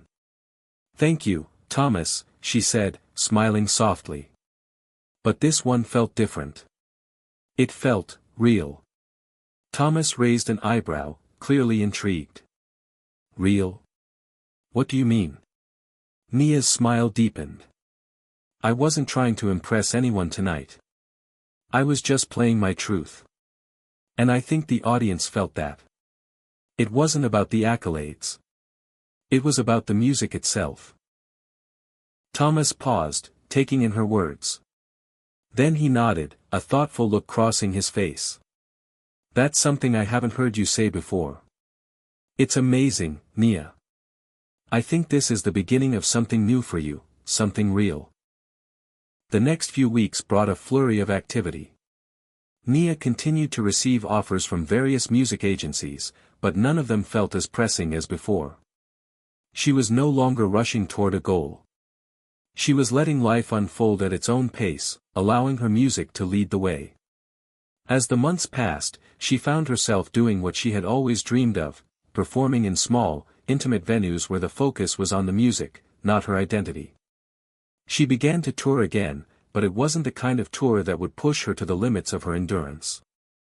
Instead, it was a gentle exploration of herself as an artist, of her connection to the music, and of the joy that came from simply sharing that with the world. Ethan remained by her side, always offering encouragement when she needed it, reminding her that she didn't have to prove anything to anyone. And slowly, Nia began to understand that the most important performance she could ever give was the one that came from the heart. For the first time in her life, she wasn't trying to meet the expectations of others. She was meeting her own. Hit subscribe and leave a comment with where you're watching from. This story might just spark a new beginning. What's one thing that always pushes you forward, even when things get tough? The months after Nia's performance at the Metropolitan Music Society were a whirlwind in their own way, but they were filled with a new kind of peace, a kind of peace she had never experienced before in her musical journey. For once, the noise of expectations, accolades, and deadlines felt far away. She was no longer chasing after the next big break or trying to prove that she could fit into the mold the classical world had carved out for her. Instead, she was focused on creating music for herself, pure, untainted by the pressures of the industry. As she traveled from one small venue to the next, Nia found herself reconnecting with the joy of playing. It was as though she had rediscovered a part of herself that had been buried under years of stress and ambition. Every performance felt like an intimate conversation with the audience, a shared experience where the music didn't just tell a story, it invited others to feel it with her. Ethan remained her steadfast confidant, the one person who saw her for who she was, both the woman and the artist. They spent more time together, away from the limelight. It wasn't unusual for them to meet up after a performance, to sit in quiet cafes or walk through the city, discussing everything from the complexities of composition to the simplest joys of everyday life. Those moments, more than anything, grounded Nia and reminded her of why she had started playing the violin in the first place, to create, to express, to connect. But just as she was beginning to settle into this new rhythm, an unexpected letter arrived at her apartment one evening, the seal on the envelope elegant and unmistakable. It was from one of the top orchestras in the world, the National Symphony Orchestra. Nia's heart skipped a beat as she opened the letter. Inside was an invitation to audition for a prestigious solo performance with the orchestra. This wasn't just any invitation. This was an opportunity that many musicians would kill for, an opportunity to stand at the front of one of the most renowned orchestras in the world, in front of thousands of people. It was an invitation to return to the grand stage, to the spotlight, to the kind of fame she had worked so hard for in the past. At first, Nia sat in stunned silence, the letter crinkling in her hands. She hadn't expected this, at least not yet. She had purposely distanced herself from the pressure of being a public figure, from the constant race to keep up with the next big thing. She had chosen a different path, one of authenticity and personal growth. The invitation, though flattering, felt like a challenge to that new peace. She looked over at the violin resting against the chair, its smooth wood catching the light of the setting sun. She had worked so hard to get here, to find her voice, and now the world was asking her to step back into the very machine she had tried to leave behind. A mixture of emotions swirled inside her, excitement, doubt, fear, curiosity. She couldn't deny the allure of the offer. It was a dream for many musicians. The thought of playing with such a renowned orchestra, the chance to perform on one of the world's grandest stages, it was a validation of everything she had worked for. But was it what she truly wanted? Was she ready to go back to that life of high expectations, constant pressure, and the ever-present gaze of the public? She had spent so long finding her voice in a quieter, more intimate setting. Could she return to the world that had once almost consumed her? That night, as she lay in bed, her mind raced. The decision weighed heavily on her chest. She had made so much progress in reclaiming herself, her identity, and her music. Yet, this invitation felt like a crossroads, a fork in the road that would either bring her back into the whirlwind of fame or allow her to continue the peaceful, introspective path she had been walking. In the quiet of the night, Nia's thoughts turned to Ethan. She knew she needed to talk to him. Ethan, who had been there through it all, would help her make sense of the emotions swirling inside her. The next morning, Nia invited him over to her apartment. They sat on the balcony, the city spread out before them, the sounds of the bustling streets blending with the calm of the sky. The sun was just beginning to set, casting a golden hue over everything. "I got this," Nia began, holding up the letter. An invitation to audition for a solo performance with the National Symphony Orchestra. Ethan took the letter from her, scanning it briefly before looking up with a curious but cautious expression. "That's incredible, Nia. It's a huge opportunity." "I know," she said, her voice tinged with uncertainty. "But, it feels like a trap. I don't know if I'm ready to go back to that kind of life." Ethan set the letter down gently on the table. You've worked so hard to get where you are now. It's only natural to be conflicted. But what are you really afraid of? Nia bit her lip, her thoughts swirling. I'm afraid of losing the peace I've found. The music I've been playing lately, it's been so personal, so pure. I've been able to connect with people on a real, human level. I don't want to go back to a life where everything is about the performance, the image, the audience's expectations. Ethan nodded, his gaze softening. But maybe this is your chance to show them who you really are. Maybe you can perform in a way that's true to you, without sacrificing what you've built. Nia sighed, looking down at her hands. I don't know if I can. I don't know if I can go back to that world and still stay true to myself. What if I lose myself again? I don't think you'll lose yourself, Ethan said, his voice steady. You've already proven to yourself that you can trust your own voice. No matter what happens, you're stronger now. You've got the strength to handle whatever comes your way. This could be a chance to show the world a different side of you. Not the side they expect, but the side that's been hiding behind all the expectations. Nia paused, his words sinking in. Maybe Ethan was right. She had changed. She had grown. Perhaps this was an opportunity not to go back to who she had been, but to show the world who she was now. I'm not sure yet, Nia said, her voice thoughtful. But I think I need to try. Ethan smiled, his hand gently touching hers. Whatever you decide, I'll be here. Just make sure it's for you. Don't let anyone dictate your journey. Nia nodded, a sense of resolve beginning to settle over her. She wasn't sure where this path would lead, but for the first time in a long while, she knew she was ready to take the next step, on her own terms. As the days passed, Nia spent time reflecting on the invitation. The more she thought about it, the clearer the decision became. This was not about going back to who she had been.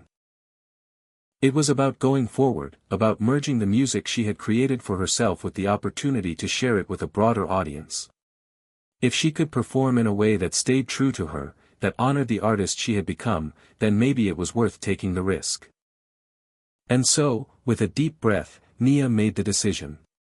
She would audition. The storm of emotions, doubt, fear, excitement, was still there, but she no longer felt controlled by them. She was ready for this challenge. And, for the first time, she was doing it for herself. The weeks leading up to the audition were a blur of practice and inner reflection. Nia had made her decision, and now it was time to prepare. But unlike the rehearsals of her past, where every note had to be perfect, every movement meticulously crafted to meet someone else's expectations, this time was different. She was preparing for herself, not the world. She wanted to perform with honesty, with depth. She wanted to show the world the artist she had become, not the one they had expected her to be. She spent hours in the practice room, the sounds of her violin echoing through the empty space. Each note was a small journey of rediscovery. The scales she once thought were boring now became an opportunity to experiment with different phrasing, to inject her own voice into something so traditional. The pieces she had chosen to perform for the audition were a mix of her original compositions and classical works. There was a delicate balance, one foot still in the world of the classics, the other firmly planted in her own unique expression. But as much as she practiced, the uncertainty remained. Could she maintain the peace she had found in her music while stepping back into the pressure cooker environment of professional music? Would she be able to remain true to herself in front of the high-powered judges and the critical eyes of the symphony world? One evening, as Nia sat in her apartment, staring at the audition notice again, the doorbell rang. It was Ethan. "I thought I'd check in," he said with a playful grin. "How's the practicing going?" Nia sighed, her fingers running absent-mindedly over the edge of her violin. It's fine. But honestly, I don't know if I'm ready for this. I feel like I'm about to step into a world I'm not sure I belong in anymore." Ethan walked over and sat beside her, looking at the violin with a knowing expression. "You belong in the world of music. That's never been in question. But it's not about fitting into a world that's already been established. It's about bringing your own world into it, letting them see what you've been working on, what you've created in your time away. You've changed, Nia. And that's not something to hide. Nia took a deep breath, looking up at him. But what if they don't get it? What if they expect the Nia who was in the spotlight? The one who played everything perfectly, who had the fame and the power to back it up. Ethan's voice was steady, calm. You're not that person anymore. And you don't need to be. All you have to do is walk in there and show them the artist you've become. You've got something they haven't seen before. Trust that. Trust yourself. Nia's eyes met his. She wasn't sure how, but his words brought clarity to her. She had worked too hard to get here, to lose herself now in the face of old expectations. She had to step into this audition as the artist she had become, not the one they thought they knew. The day of the audition arrived, and Nia found herself at the doors of the National Symphony Orchestra's rehearsal hall. The building itself seemed to hum with history. She could feel the weight of the place, the legacy of the musicians who had walked its halls, and the knowledge that this was a pivotal moment in her journey. She took a deep breath before entering the audition room. The judges were seated before her, 3 men and 1 woman, all experts in the classical world. They sat behind a desk, their eyes trained on her, but there was no warmth, no indication of how they felt about her music. Nia swallowed the lump in her throat, trying to steady her hands as she positioned the violin against her shoulder. She couldn't afford to get lost in her nerves. She had to do what she had trained for. To make her music speak, to let it tell the story she had so carefully crafted over the years. The first piece she played was a familiar one, a classical sonata that had long been a staple in auditions like this. The notes flowed smoothly under her fingers, a technical masterpiece. But as she played, she realized something. She wasn't playing for them. She was playing for herself. Every note felt like it came from a place deep within her, a place she had rediscovered after stepping away from the limelight. She wasn't just hitting the notes. She was telling a story, weaving the music into something personal. After finishing, she glanced up. The judges sat in silence, taking in the performance. They nodded to each other, scribbling notes in their programs. She couldn't read their expressions, but she didn't need to. She had already won the moment by being true to herself. Next, she moved on to her own composition, a piece she had written during one of her quieter moments. The music was less structured than the classical piece, a little more chaotic, a little more raw. The violin sang, twisted, and danced through the soundscape she had created, the rhythms building and breaking in unpredictable ways. There were moments of sheer, exhilarating freedom, and then, just as suddenly, moments of calm introspection. This was her heart laid bare. When she finished, the room was deathly quiet. The judges exchanged glances, and Nia's chest tightened. She wasn't sure if they understood what she had just played. She wasn't sure if they even liked it. The silence stretched, hanging heavily in the air. Finally, one of the judges, a man with thick glasses and a serious expression, cleared his throat. That was unconventional, he said, his tone neutral. Nia's stomach lurched. Here it was. The moment she had been dreading. But it was compelling, the woman judge added, her voice thoughtful. There's a rawness to it. A sincerity. It's clear you've put your soul into that piece. The third judge, who had been scribbling notes throughout, nodded. It's not the typical approach we'd expect, but it's refreshing. You've got something unique here, Miss Clark. Nia held her breath. It wasn't a glowing endorsement, but it wasn't a dismissal either. The word refreshing lingered in the air, and Nia couldn't help but feel a flicker of hope. You've clearly spent time developing your sound, the first judge said. You have a voice. It's not polished, but it's real. We'd like to hear more from you. We'll be in touch. With that, they dismissed her, and Nia walked out of the room, her heart still racing, but a new sense of relief washing over her. She had done it. She had played from her heart, not for the approval of others, but for herself. As she left the building, Nia felt a strange sense of freedom. She didn't know if she had gotten a part or if she ever would, but it didn't matter. She had stepped into that room with everything she had, and she had held her ground. For the first time, she felt that her music, her true self, had been seen. The storm of nerves had passed. All that was left was the quiet hum of possibility. The days following the audition passed in a blur. Nia found herself back in her apartment, but the usual sense of calm she had come to rely on had been replaced by an underlying current of tension.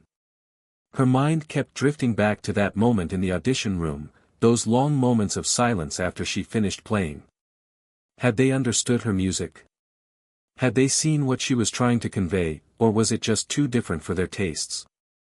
She tried to focus on her practice, but the uncertainty kept creeping in. It was as though her whole being was suspended in time, waiting for the decision that would either open new doors or close them forever. She kept telling herself that no matter what happened, she had stayed true to herself, that the music she had played was honest and real. But there was always that nagging fear in the back of her mind, what if it wasn't enough? Ethan was there, as always, a steady presence in her life. He had been her anchor through every uncertainty, every doubt. She couldn't count the number of late nights they had spent talking over coffee or walking through the streets, discussing everything from her music to the small, everyday moments that gave her comfort. He never once questioned her choices or made her feel like she was wasting her time. Instead, he encouraged her to keep going, to trust that the right opportunities would come when the time was right. It was on a late afternoon, almost 2 weeks after the audition, when the phone call came. Nia had been sitting at the kitchen table, her violin resting next to her, when the number appeared on the screen. Her heart skipped a beat as she answered. Nia Clark, a calm voice on the other end asked. Yes, this is she, Nia replied, her pulse quickening. This is Jennifer Hayes, the artistic director for the National Symphony Orchestra. We've reviewed your audition, and we'd like to extend an invitation for you to join us for a special performance. Nia's breath caught in her throat. She had heard the words, but her mind had not yet processed their meaning. Wait, what? There's a solo performance opportunity with the orchestra, and after careful consideration, we'd like you to be the one to take the stage with us, Jennifer continued. We were impressed by your unique approach to the violin. You bring something fresh to the table, something we believe our audience will respond to. We'd like to offer you the chance to perform with the National Symphony in our upcoming concert series. For a moment, Nia was silent, her mind racing. She couldn't believe what she was hearing. The National Symphony Orchestra, one of the most prestigious institutions in the world, had just offered her a performance. It wasn't a traditional audition result. It wasn't a rejection. It was an invitation to showcase herself in the most powerful way possible. Jennifer's voice broke through her thoughts. Are you still with me, Nia? I am. Thank you. I don't even know what to say, Nia stammered, still trying to process the magnitude of the offer. Take your time. We'll give you the details, but we just wanted to let you know that we're thrilled to have you on board. Welcome to the team, Miss Clark. The call ended, but Nia was still frozen in place, her hand gripping the phone as though it were the only thing keeping her tethered to reality. The weight of what had just happened began to settle in. This was it. The opportunity she had dreamed of, the one she thought might never come again, had arrived. But as the excitement started to build, so did the nerves. She wasn't just performing with any orchestra. She was performing with the orchestra, the one that many musicians spent their entire careers working toward. But more than that, she had been selected for her unique voice, her individuality, her willingness to be different. This wasn't about fitting into the established mold of what a soloist should be, this was about sharing her soul with the world. As Nia stood up, a smile broke across her face, and she let out a long breath. She wanted to call Ethan, but before she could dial, he appeared in the doorway of her apartment, a smile on his face. "What happened?" he asked, his voice low with curiosity. Nia didn't say a word. She just handed him the phone, and when he saw the name on the screen, his eyes widened.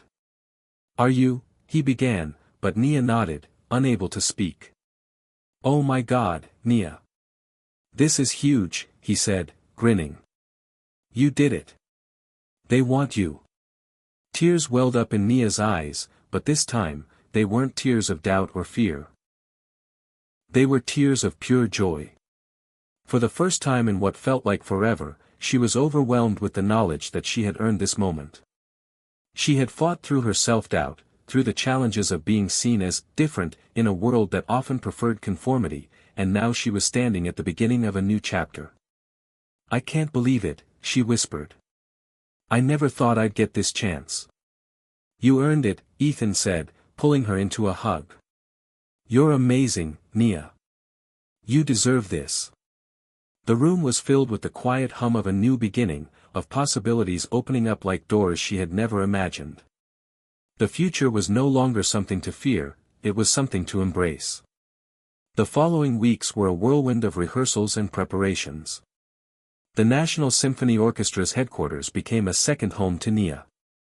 She spent hours practicing with the orchestra, learning the nuances of the pieces she would perform and adjusting to the pacing of the ensemble. It was challenging, there were moments when the pressure to perform perfectly felt suffocating, but Nia was determined to rise to the occasion. She worked closely with the conductor, a seasoned maestro who had conducted some of the world's most famous musicians. He was strict, but he respected Nia's artistry and unique approach.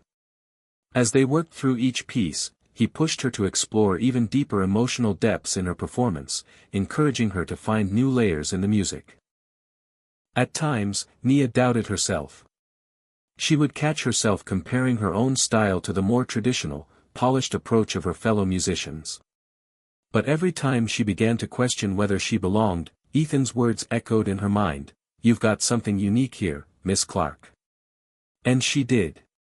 She knew now that her music wasn't meant to fit into any one box.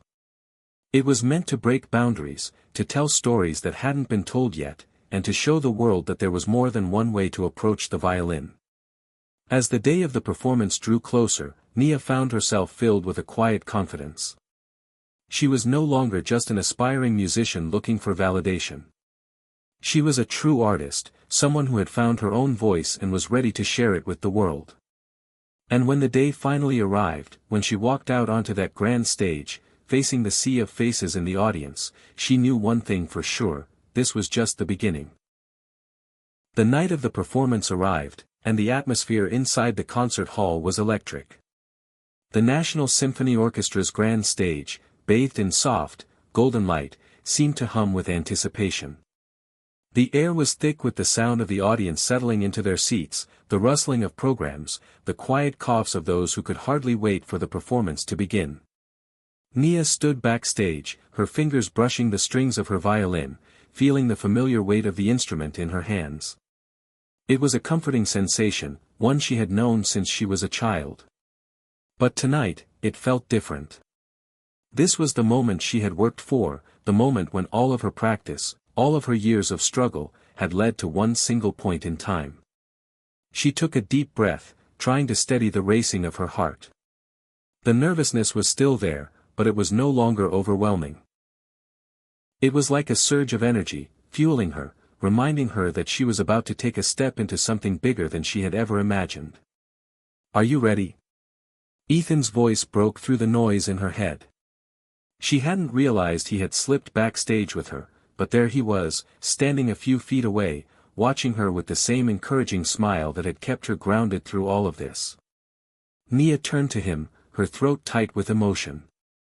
"I think I am. I don't know. This is unreal." "You're going to be incredible," he said, walking closer and placing a reassuring hand on her shoulder. "Just remember why you're here. This is your time. Don't think about anything else." She nodded, taking in his words. He was right.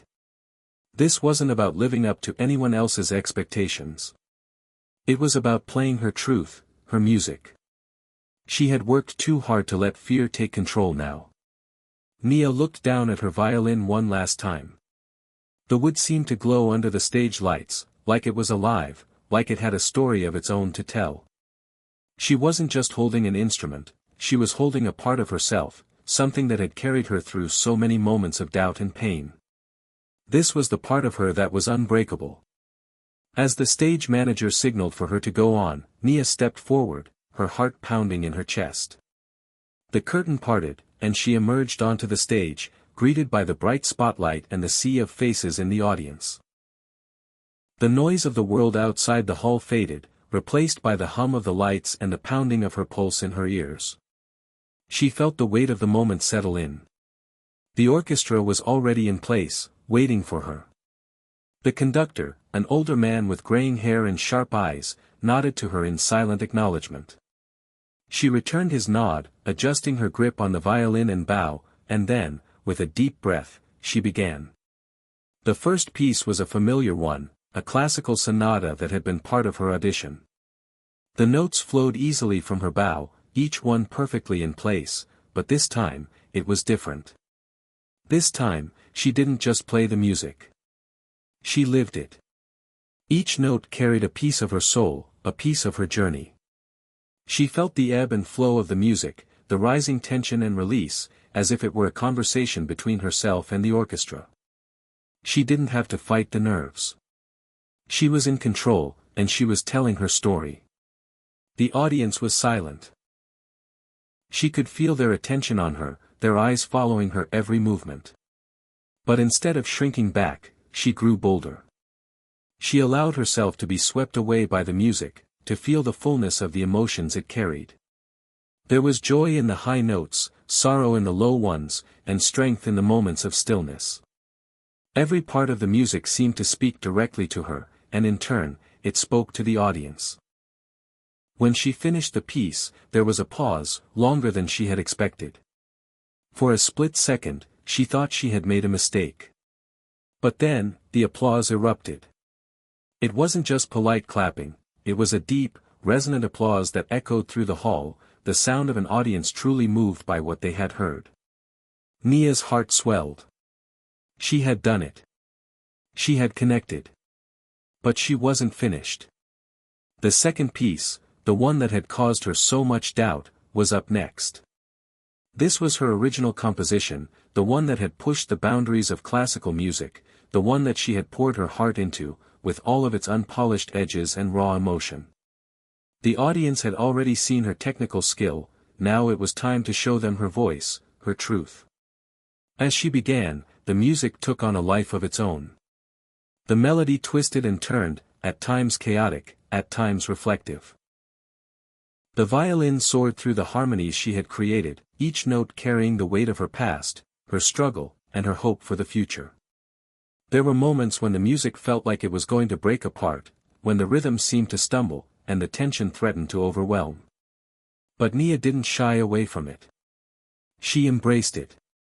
She played with reckless abandon, trusting that the music would find its way, trusting that the audience would be with her. And they were. As the final note lingered in the air, there was another beat of silence, just a heartbeat. Then, the applause came again, louder this time, and Nia felt her chest tighten with emotion. She had done it. She had shown them a part of herself that no one had seen before. She had shown them the artist she had become. The conductor smiled at her, and the orchestra gave her a standing ovation. She felt the warmth of the moment wrap around her, but there was something else in that applause, something she hadn't expected. It was respect. The audience wasn't just clapping because she had performed well. They were clapping because they had seen something real, something genuine, something they hadn't expected. As Nia walked off the stage, her legs felt weak, but her heart was stronger than it had ever been. She had stepped into that spotlight not to prove herself, but to share herself. And in that moment, she knew that she had made the right choice. She found Ethan waiting for her backstage, his eyes wide with pride. "You were amazing," he said, pulling her into a hug. "You did it. You really did it." Nia smiled, her eyes filled with tears. I couldn't have done it without you, she whispered. Thank you for believing in me, even when I didn't. Ethan squeezed her tightly. You did this, Nia. You've always had it in you. As they stood there, amidst the buzz of the post-performance excitement, Nia knew that this was just the beginning. The doors that had once seemed locked had now swung wide open. There was no going back. There was only forward, toward new challenges, new triumphs, and most importantly, new music to be made. For the first time in a long while, Nia felt like she was exactly where she was supposed to be. The days following the performance with the National Symphony Orchestra were a blur of congratulatory messages, interviews, and a newfound sense of recognition. Nia had always dreamed of being on a stage like that, but now that she had been there, the realization hit her, this was only the beginning. The applause, the standing ovation, the lights, and the press coverage were all part of the dream. But what came next? What did it really mean to be a successful musician, and more importantly, an artist? Back at her apartment, Nia found herself staring at her reflection in the window, lost in thought. The skyline of the city stretched before her, the lights of downtown flickering like distant stars. It was beautiful, but also overwhelming. She had worked so hard to get to this point, and now there were new expectations, new responsibilities. The pressure to maintain success was subtle but real, always hovering in the background. She wasn't sure where to go from here, and the uncertainty loomed like a fog. Ethan had been her steady rock through all of it, and tonight, he was sitting on her couch, scrolling through his phone, clearly just as relaxed as ever. You look deep in thought, he said, glancing up at her. Nia smiled faintly but didn't answer right away. Instead, she walked over to the piano in the corner of the room. It was an old upright, slightly out of tune, but it had been a gift from her mother when she was younger. Music had always been her refuge, and there was something comforting about the worn keys. I'm just trying to figure out what's next, she said quietly, sitting down and playing a few soft notes. The simple melody was comforting, a counterpoint to the chaotic swirl in her mind. Ethan sat up, putting down his phone and crossing his arms. What do you mean? You just played with the National Symphony Orchestra. You're on top of the world right now. I know, Nia said, her voice tinged with uncertainty. But now that I've done it, I'm wondering if I'm just supposed to keep chasing that same high. I mean, it was incredible, but I don't want to get caught up in always performing for approval. I don't want to just be the girl who made it to the big stage and then disappeared into the background. I want my music to mean something. To actually have something to say. Ethan leaned forward, his gaze soft. That's exactly why you're so good. You don't just play for the applause. You play because you have something to say. That's why the audience responded to you the way they did. I know, but, Nia sighed, running a hand through her hair. I don't know where to go from here. I could just take more gigs, keep climbing the ladder. But I've been thinking about something lately. Something my mom used to tell me. Ethan raised an eyebrow, intrigued. What was that? Nia paused for a moment before answering, her fingers stilling on the piano keys. She used to say, the world will try to box you in, Nia. But you have to remember, you're not just a violinist. You're a storyteller. Don't let them tell you how to tell your story. The words lingered in the room like a forgotten memory, but they felt truer now than ever. Her mom had been a strong influence on her, and her voice had always been a source of comfort. Nia hadn't thought about those words in years, but now, they seemed to carry an entirely new weight. Ethan smiled. Your mom was right. You're not just a violinist. You're an artist. I guess that's what I'm struggling with, Nia confessed, her voice quieter now. I don't want to just be a name on a program, you know. I want to create something that people will remember. Something real. Ethan stood up and walked over to her, placing his hand gently on her shoulder. Nia, you already did that. You showed them who you are. That's the hardest part. You don't need to have it all figured out now. Just keep creating. Keep telling your story. The rest will follow. His words were like a weight lifted off her chest. She had been so focused on the idea of what she was supposed to do next that she hadn't stopped to appreciate what she had already accomplished. She wasn't just chasing an image of success. She was creating something that came from within her. She didn't have to follow anyone's path but her own. With a deep breath, Nia stood up from the piano and looked at Ethan. You're right. I can't keep looking for external validation. I need to focus on my own voice, my own journey. That's the spirit, Ethan said, grinning. And hey, there's no rush. You're still young, and the world is waiting to hear what you have to say. Nia's gaze turned toward the window again, her thoughts settling. It was true, there was no rush. The path ahead would be filled with its own challenges and opportunities, but she wasn't alone. She had her music, her story, and the people who believed in her. Most importantly, she had herself. The following weeks brought a new sense of clarity. Nia threw herself into her compositions, working late into the night to create pieces that felt more like a reflection of who she was rather than who she thought the world wanted her to be. It wasn't easy, there were times when self-doubt crept in, when the silence between the notes felt too loud. But she pushed through, determined to find her true sound.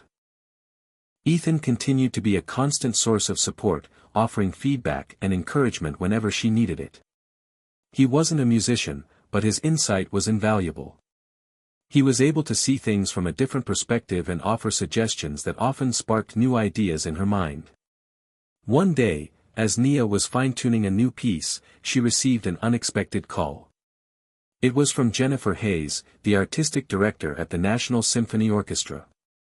Nia, we've been following your progress, Jennifer said, her voice warm and professional. We'd like to invite you to join us for a special project, an initiative where we'll feature musicians who are pushing the boundaries of traditional classical music.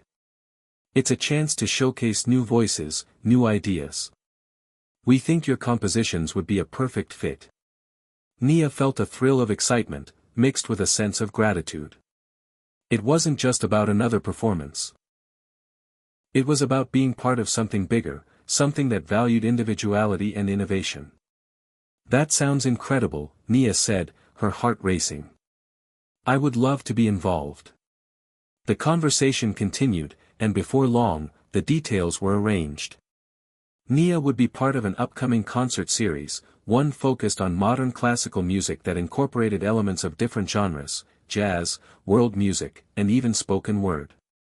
It was the perfect platform for Nia to showcase her vision, to share her journey in a way that felt authentic to who she was.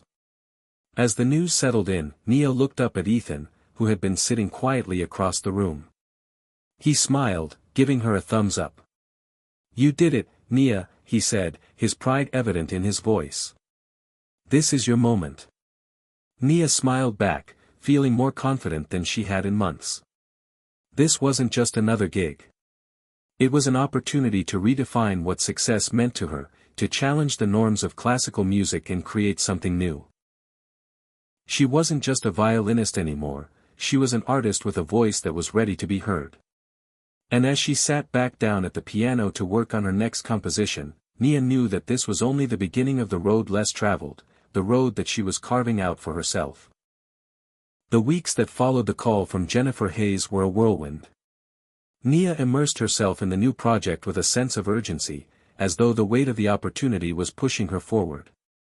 It wasn't just the thrill of being part of the National Symphony Orchestra's special initiative, it was the chance to break boundaries, to take her music into uncharted territories. The concept of the concert series was thrilling, a fusion of classical music with elements of jazz, electronic sounds, world music, and even spoken word. Nia would be collaborating with musicians from various genres, and her compositions would be at the heart of it. There was something liberating about the idea of crossing boundaries, especially in a world as rigid as classical music. The more she thought about it, the more it resonated with her own journey, how she had been fighting to carve out a place for her unique voice in a traditional field. But as exciting as it all was, it also came with a new set of challenges. The first rehearsal was only a week away, and Nia had barely slept in the past few nights. The pressure to create something that would not only live up to expectations but also push the envelope was immense.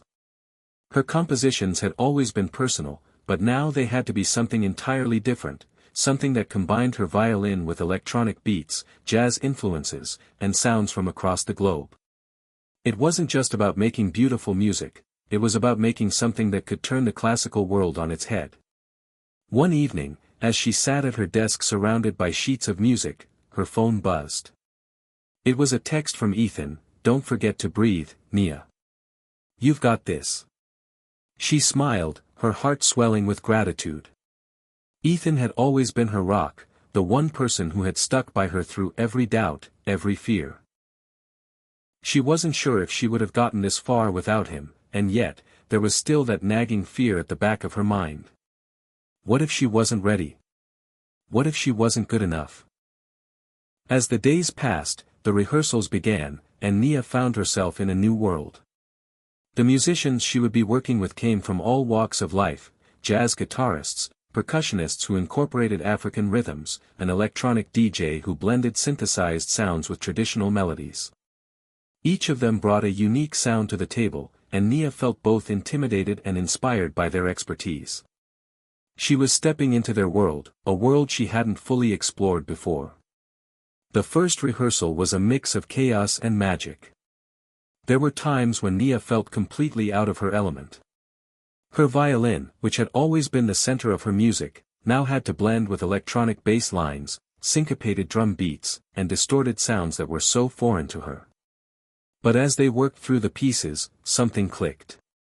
The music was transforming before her eyes, her compositions were evolving into something bigger, more dynamic, more alive.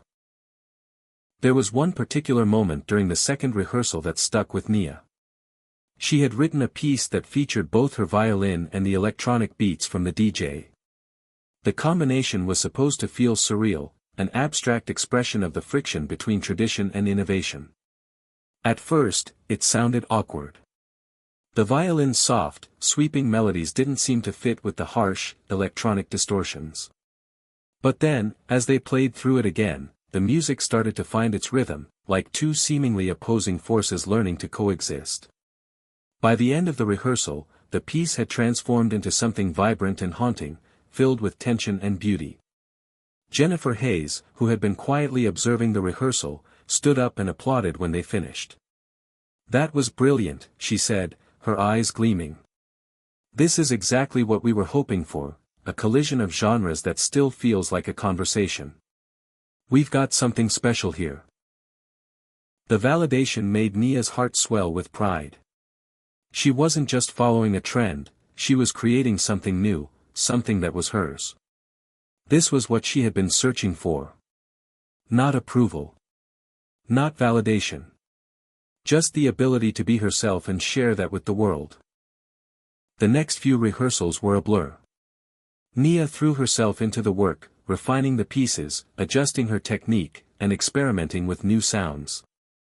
She worked late into the night, tweaking arrangements, adding layers of instruments, and fine-tuning every note. The process was exhausting, but each time she heard the music come together, it felt worth it. This was her art. It was the kind of music she had always wanted to make, the kind that felt raw and unpolished and full of life. As the date of the concert drew closer, the excitement grew. The press had caught wind of the event, and the buzz surrounding the concert was palpable. For the first time in her life, Nia felt like her voice was being heard. She wasn't just another violinist playing in an orchestra. She was an artist with something to say, and the world was listening. The night of the concert arrived, and the atmosphere at the concert hall was electric. The venue was filled with an audience that was eager to experience something new, something bold. There were journalists and critics, musicians from all genres, and fans who had followed Nia's rise since her performance with the National Symphony Orchestra. Backstage, Nia could hear the muffled sounds of the orchestra tuning their instruments. Her heart raced with anticipation, but she wasn't afraid anymore. She had faced her fears in the studio, and now, she was ready. This was her moment. Her compositions, her voice, her art, this was what she had worked for. Ethan had been with her every step of the way. He was standing off to the side, waiting for her to make her entrance. She caught his eye, and he gave her a simple nod. No words were needed. She knew what she had to do. Nia took a deep breath and walked onto the stage. The bright lights of the concert hall washed over her, but this time, they didn't blind her. They illuminated her, giving her strength. She was no longer the girl who had hesitated at every turn. She was an artist with a story to tell, and this was her stage. The orchestra settled into place, and the audience quieted. Nia lifted her violin, feeling the familiar weight in her hands. She took one last breath, closed her eyes, and let the music begin. As her bow moved across the strings, the sounds of her compositions filled the hall. The fusion of violin, electronic beats, and live percussion swirled together in a symphony of modernity. There were moments of dissonance, moments of harmony. The audience was riveted, caught in the wave of emotion and sound that was unlike anything they had ever experienced. The concert was a success, one of the most talked about performances in the city in years. It wasn't just a triumph for Nia, it was a triumph for the idea that music could break boundaries, that tradition and innovation could coexist. Nia had shown the world that art didn't need to fit into a box. It could be as expansive as the creator's imagination. As the last note of the final piece echoed through the hall, the audience stood, clapping and cheering. Nia felt the rush of accomplishment, but this time, it wasn't just about the applause. It was about the journey she had taken to get here, the risks she had taken, and the art she had created. This was only the beginning. There was still so much more to explore, to share, to say. And for the first time, Nia knew exactly where she was going. The path ahead was hers to define. In the days following the groundbreaking concert, Nia found herself swept into a new rhythm of life. The press was relentless, and her name was being mentioned in the same breath as some of the most celebrated musicians in the world. There were interviews to attend, photo shoots, and an endless stream of requests. The city's elite were clamoring for her attention, but amidst all the noise, Nia felt a profound shift within herself, a quiet understanding that her journey was far from over. She wasn't just the girl who had stunned the orchestra anymore, she was an artist with a message, a purpose.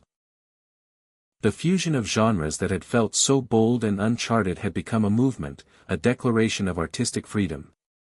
Critics who had once been skeptical about her unconventional approach were now praising her fearlessness, and some were even calling her a revolutionary figure in the classical music world.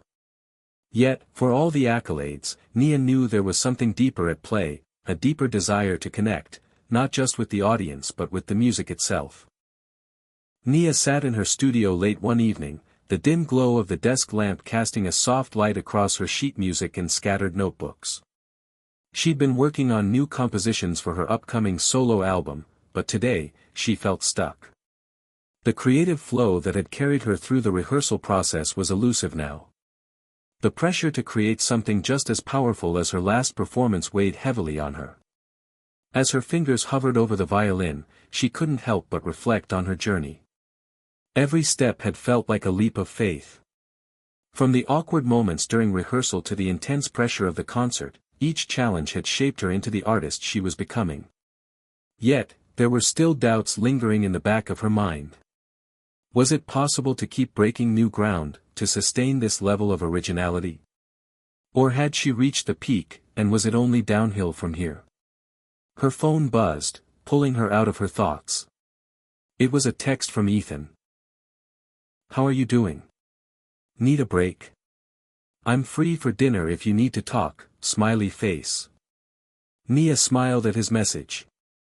Ethan had been her anchor throughout this whirlwind. No matter how much the world around her was changing, his steady presence had grounded her. She typed back quickly, "Dinner sounds great. Let's meet in an hour. I need some fresh air." The idea of spending time with Ethan felt like just what she needed. She closed her violin case with a soft click, took a deep breath, and headed out the door. At their favorite diner, a cozy spot that was tucked away from the city's chaos, Nia found herself easing into the familiar comfort of the booth. The smells of fresh coffee and warm pastries filled the air, grounding her in the simple pleasures of life. Ethan was already sitting at the table, his usual grin spreading across his face when he saw her. "You look like you've been living in a pressure cooker," he said, gesturing for her to sit. "What's going on, Nia?" Nia slid into the booth and sighed, rubbing her temples. "I'm just tired. Not physically, but mentally. Everything feels so intense lately. I'm still trying to digest the concert, and now I'm supposed to top it with an album, and I just don't know if I can." Ethan nodded, his expression serious. "I get it. I know how much this means to you, and you're always pushing yourself to do more. But you don't have to do it all at once, Nia. It's okay to take a step back." Nia shook her head, feeling a mix of frustration and relief. "But the pressure feels like it's coming from everywhere.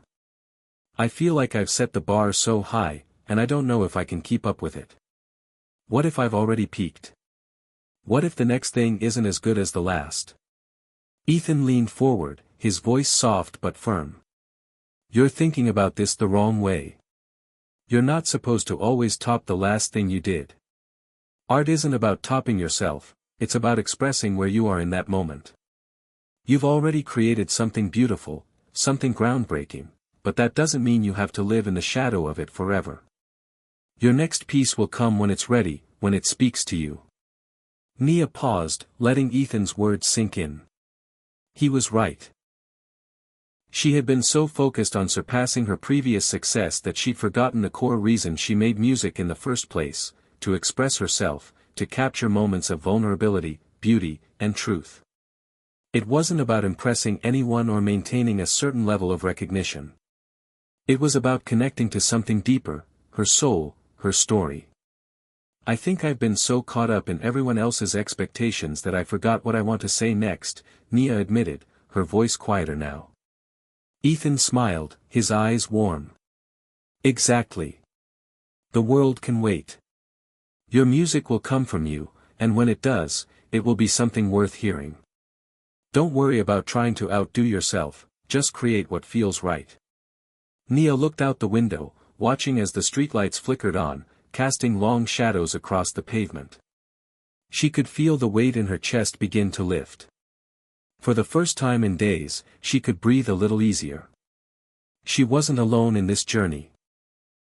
She had her music, her voice, and the support of the people who truly understood her. "I needed to hear that," she said softly, looking back at Ethan. "Thank you." "No problem," Ethan said, raising his coffee cup in a small salute. "You've got this, Nia.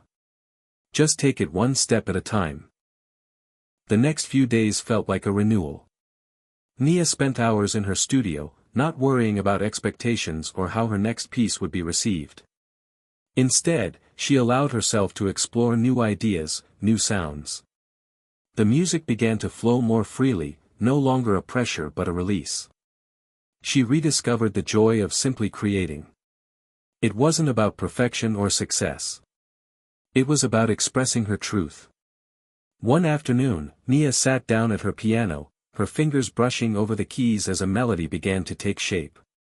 It was different from anything she had written before. It was raw, unpolished, but it felt honest, like a reflection of her inner world. She reached for her violin and began to layer the melody with sweeping, delicate notes. The sound was a delicate balance of tenderness and strength, a perfect representation of where she was now in her life. Her phone buzzed again, pulling her out of the moment. It was a message from Jennifer Hayes. "Nia, we've been hearing incredible things about your new work. The team is eager to hear your new compositions. Are you ready to share them with us?" Nia smiled, feeling a sense of calm settle over her. Yes, she was ready. Not because she had something to prove, but because the music was finally speaking for itself. She wasn't trying to outdo anything.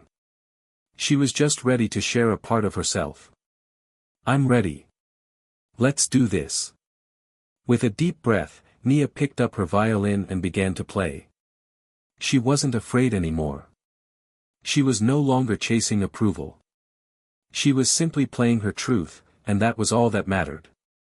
Nia stood in the middle of the concert hall, her violin cradled gently in her hands, as the final performance of the concert series drew near.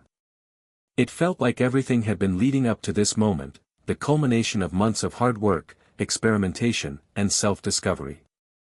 The stage was set, the orchestra ready, and the audience buzzing with anticipation. The lights were dimmed, and the air felt thick with expectation. Her heart beat in sync with the rhythmic pulse of the music that she had poured her soul into for the past few months. There was no more hesitation, no more self-doubt. The time had come to share her latest compositions with the world, to let them experience her art in its purest form.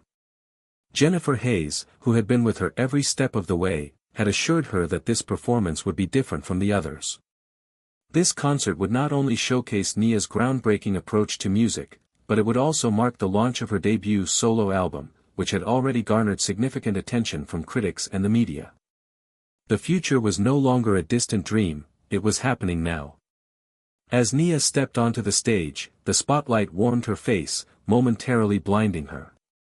She took a deep breath and scanned the crowd, her eyes falling on a few familiar faces in the audience. Ethan, who had supported her unconditionally, was there, smiling and giving her a thumbs up from the front row. His presence filled her with confidence. He had believed in her from the very beginning, long before the applause and accolades had started rolling in. Jennifer, too, was in the audience, watching from the side with a knowing smile on her face. She had watched Nia grow from a hesitant young artist into a force to be reckoned with. And now, it was time for the world to witness the full extent of Nia's artistry.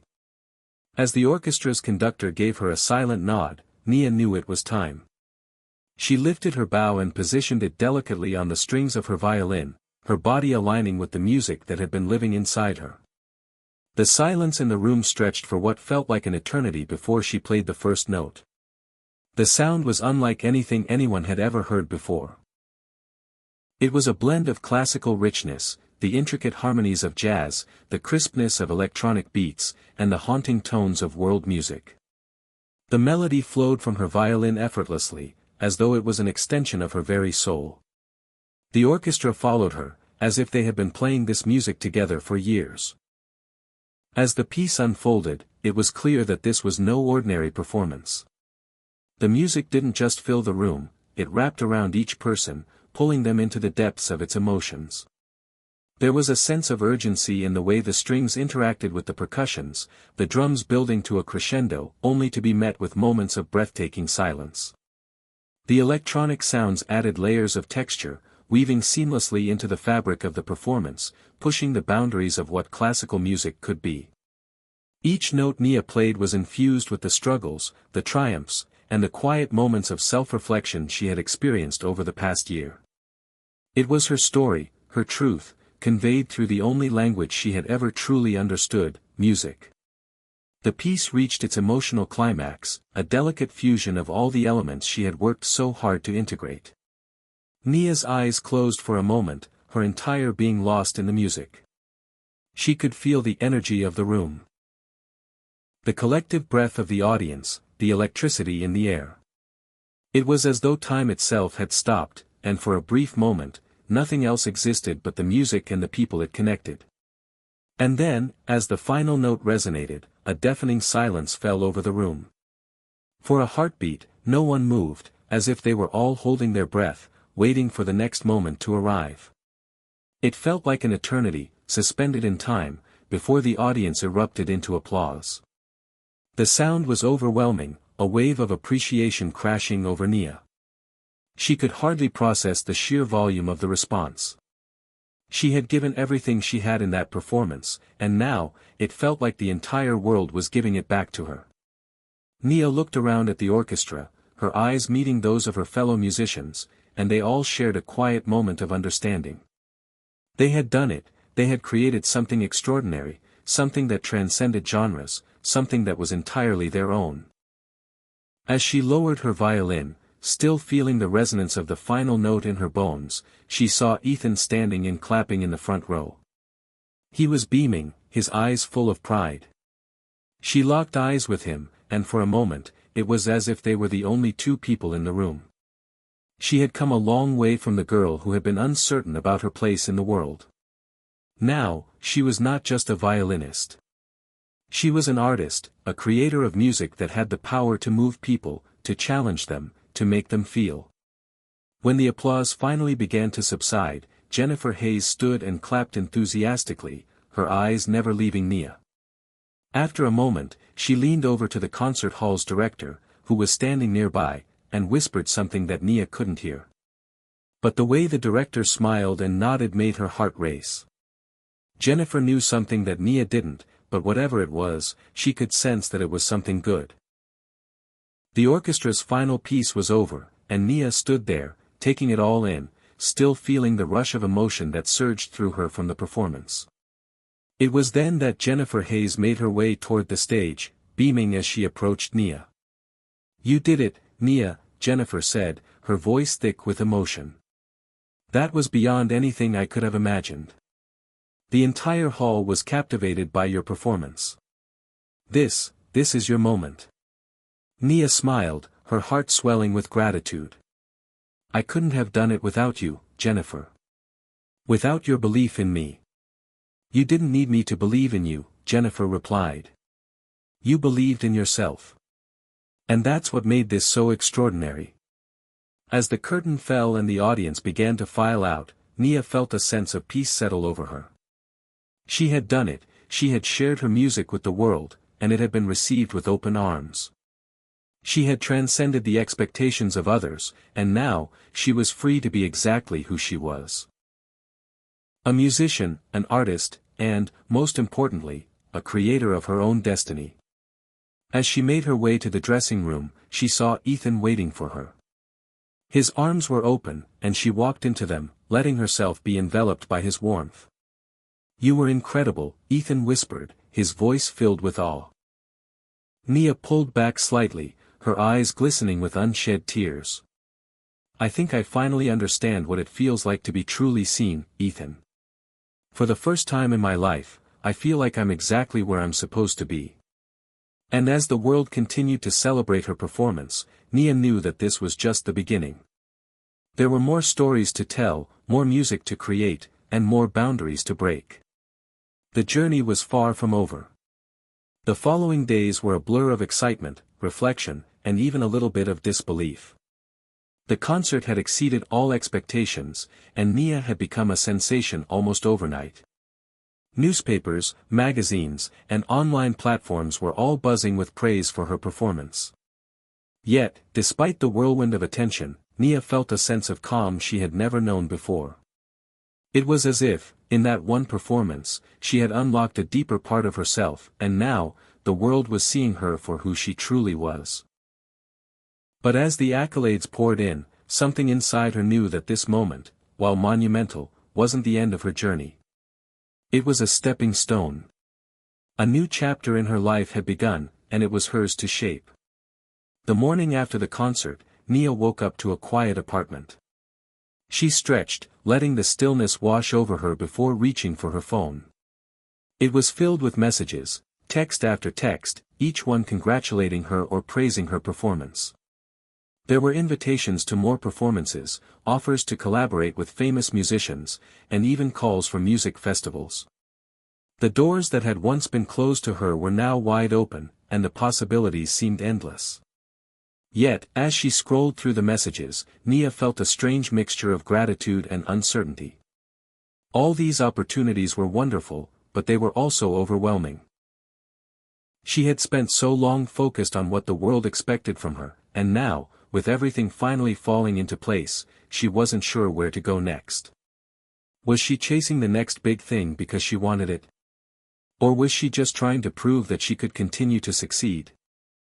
There was one person she knew who would understand her uncertainty, Ethan. He had been there for her from the very beginning, when everything felt uncertain and she was still finding her path. He had never pushed her to chase success for success's sake. Instead, He had always encouraged her to follow her heart. She called him. "Hey, Nia. What's up?" Ethan's voice was warm and familiar on the other end of the line. "I don't know, Ethan. I'm just, kind of overwhelmed," Nia admitted, her voice faltering slightly. "Everything's happening so fast. I've worked so hard for this moment, but now that it's here, I'm not sure what comes next." Ethan paused, and Nia could almost hear him thinking, weighing his words carefully. "I get it. It's a lot. But you don't have to have all the answers right now, Nia. You've spent years working to get here. Don't feel like you have to keep pushing yourself to prove something. Sometimes, the best thing you can do is pause, take a breath, and just enjoy where you are for a moment." Nia sighed, grateful for his steadying presence. "I know, but there's so much pressure to keep going, to keep topping myself. It's like everyone is watching, waiting for me to do more. What if I can't?" Ethan's voice softened. "What if you don't have to? What if the next step is simply to continue being true to yourself? You've already done something extraordinary. You've played with the boundaries of music, combined genres in ways people never expected. The world's going to want more of that, sure. But only if it comes from a place of truth. Not because they're asking for it, but because it's what you need to express." His words resonated with Nia deeply. She closed her eyes for a moment, letting the weight of them sink in. It wasn't about meeting anyone's expectations. It was about her. About what she felt, what she wanted to create. The world could wait.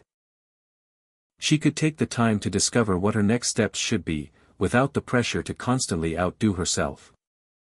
"I think you're right," Nia said, her voice steadier now. "Maybe I've been so focused on the next thing, the next achievement, that I forgot why I started this journey in the first place. It's not about proving something to the world. It's about expressing myself. I don't have to know exactly what's next. I just need to keep listening, to myself, to the music, and to the moments that come." There was a pause on the other end, then Ethan's voice, warm and encouraging. "Exactly. And whatever comes next, I'm sure it'll be just as amazing. You've got this, Nia." Nia smiled, feeling the warmth of his words settle deep in her heart. "Thanks, Ethan. For everything." As the days turned into weeks, Nia did just that, she listened. She took time for herself, for her art, for the joy of creating. She spent hours in her studio, letting her violin and her piano speak to her, free from the expectations of the outside world. Slowly, a new piece began to form. A piece that reflected her journey, her growth, and the peace she had finally found within herself. It wasn't about pushing boundaries anymore. It was about capturing a moment, a feeling. It was about music as a form of self-expression, not a race to achieve more. Her new music was as bold as it was intimate, weaving together elements of classical music, jazz, and the sounds of her own experiences. It was a reflection of who she had become, not just the girl who had stunned an orchestra, but the woman who had learned to trust herself, to listen to the rhythms of her own heart. One day, as she played the new piece for the first time, the music filled the room with an overwhelming sense of peace. She realized that she wasn't trying to impress anyone anymore. She wasn't chasing after approval. She was simply being herself, and that was enough. And then, there was a knock at the door. It was Jennifer Hayes. "Nia, I've been listening to your new compositions," Jennifer said with a smile. "You've done it again. It's different, it's more mature, more you. And I think it's time for the world to hear it." Nia smiled, feeling the weight of Jennifer's words sink in. She had created something that was truly her own. And now, the world would get to hear it. But she wasn't in a hurry to release it to the world just yet. She had learned that the right moment would come when she was ready. The world didn't need her to rush. It needed her to create, honestly, freely, without fear of expectations. As Jennifer left, Nia took one last look around her studio, at the sheets of music scattered across the floor, at the violin resting in its case, and at the piano where her melodies were born. She had everything she needed, her passion, her creativity, and the quiet understanding that her journey was far from over. The future was unwritten, but for the first time, Nia didn't feel the need to control it. She was ready to embrace whatever came next, knowing that her music would continue to evolve, just as she had. And that, she realized, was the true meaning of success. Hit subscribe and leave a comment with where you're watching from. This story might just spark a new beginning. What's one thing that always pushes you forward, even when things get tough?